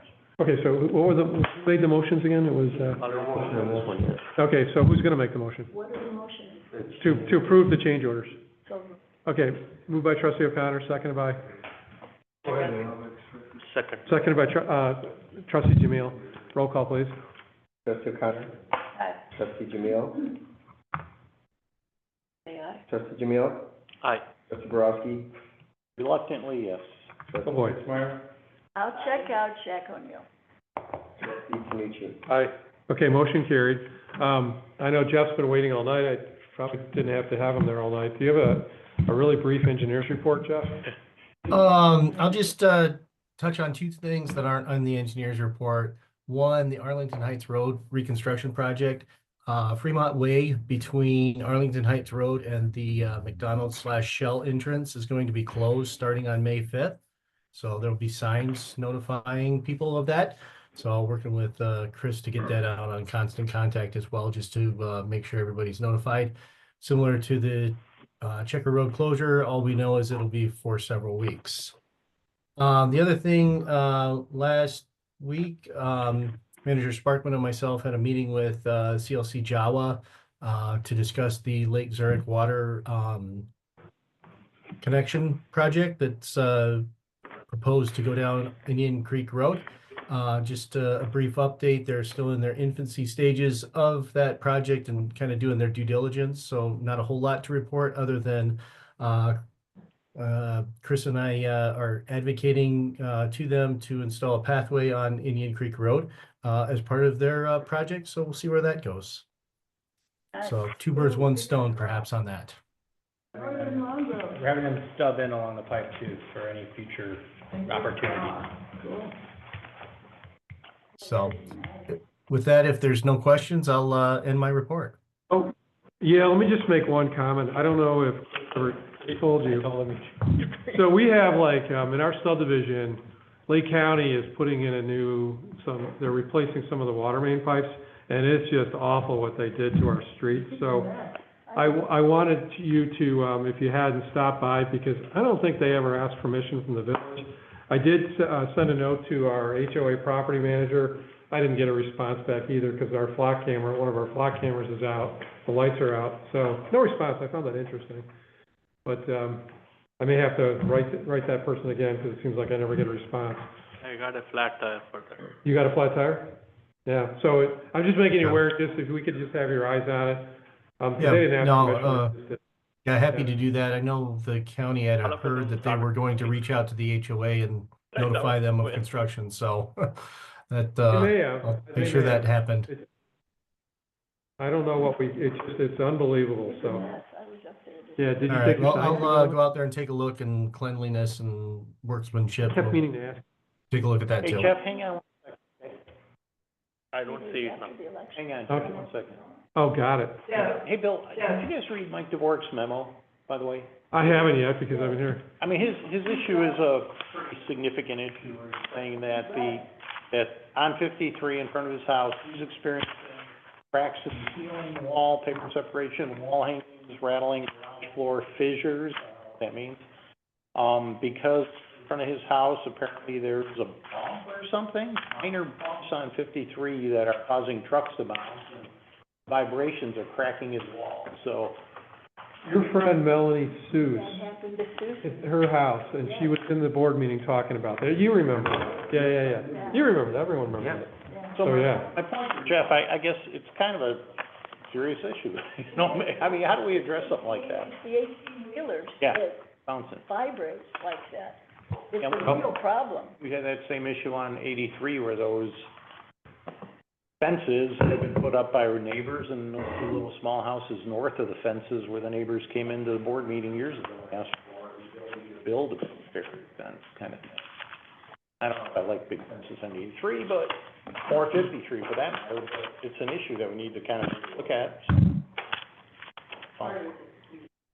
Sorry? Of course. All right, thank you for that report, and the additional reports. Let's see, let's move on to the village president trustees reports. The only thing that happened is, during the last board meeting, they had the meeting on the Kemper Ridge. That got deferred, I heard, but, yeah. I mean, 2 weeks ago. it was 2 weeks ago, yeah. So they had it, you know, they're gonna, not deferred, continued is the right word, continue. Yeah, continued. So that's all I know on that. I mean, I talked to Barbara today, so, you know, we'll see if there's anything happening on Route 53, that she may have some news soon there too, so. That's all I have, any report. Couple of things from Swalco meeting. I did take a few minutes in public comment to acknowledge and thank, Walter Willis for his help with the, RFP and contract discussions and negotiations for the transition group. And I thought, it was just worth noting in front of the group that they were very helpful. And he appreciated that. His contract was renewed, but only for 30 months. He's planning on indicating that he will probably retire at the end of the 30-month period, which is bad, really bad, right? That's a big issue. Hopefully, they have somebody in the wings that can maybe step in, but from a waste management industry perspective, that's a real big change. And detrimental to Swalco because he is really, really good at what he does. And there was also some discussion about Swalco's revenue stream being slightly impacted by the soon closure of the Grays Lake landfill. So as that revenue stream declines, the Swalco's trying to evaluate how big of a revenue stream declination that will be. And there's been some discussion about how to possibly remedy that. But no action was specifically taken as currently Swalco is financially sound. They're gonna watch that carefully over the years and determine whether or not they need to do something in terms of what they charge in franchise agreements or whatever, and maybe index that in inflation or something. But no action was taken, but they're gonna see revenue declination in the near future. End of report. Thank you for that report, trustee Jamil. Things. One is, Chris, I don't know, just a request. You can go back to the sunset approval, the planning commission, and what standards did they give any letter or anything, minutes, anything, any material that can help me make a decision. I would probably try to get a printout rather than email. I can stop by the village, that's one. And number two, in Mandaline, I don't know if Bill can shoot a letter, as you had done with Hawthorne Woods. There's the Ivanhoe development coming in there. So I happened to speak at their village trustees meetings. Oh, you're talking Ivanhoe, yeah. So that will impact our process a lot. Yeah. So if you can shoot a letter as behalf of trustees, if that's possible. Yeah. Like how you did for Hawthorne Woods.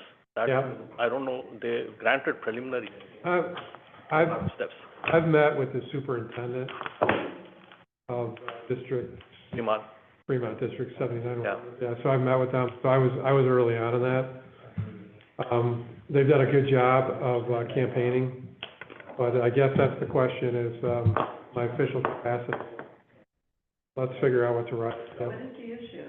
Oh, so the Wertz family is coming in, they're essentially building a city the size of Long Grove, on their property up there, which is close to us. And the school district, they're not, giving them enough impact fees for the schools. So they'll have to build a couple more schools, and that'll come out of our pockets, if we're there long enough.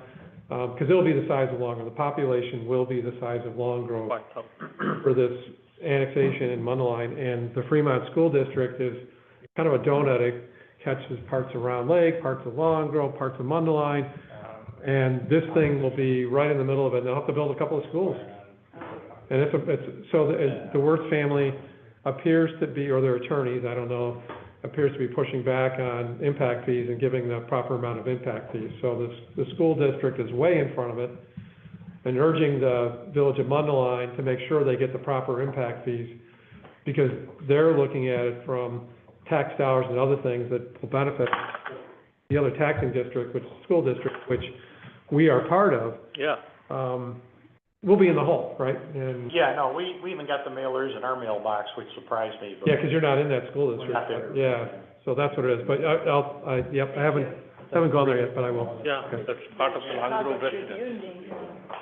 Editorial. My son's in one. Yeah. They didn't even send any official Yeah. communication. Pardon? They didn't even send an official communication because Long Grove village has to get something.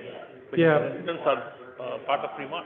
Yeah, I've provided my support to the school district already. Yeah, me too. Yeah. Okay. All right, done. Trustee Kritzmeyer, any last parting words? I've said plenty. Okay. Thank you.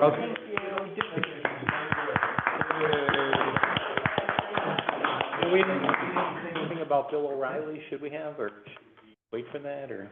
Let's wait until we have something official. I talked to her son, so I don't know. Yeah, I'll just leave it at that. Please let us. Trustee O'Connor? No report. No. Trustee Canucci? No report. All right, Village Manager Sparkin? Nothing to add. All right, motion to adjourn. Look it up, man. Moved by. Motion adjourned. Moved by Trustee Kritzmeyer, seconded by Trustee O'Connor. All in favor? Aye. Adjourned. Good night, everyone. Carry this?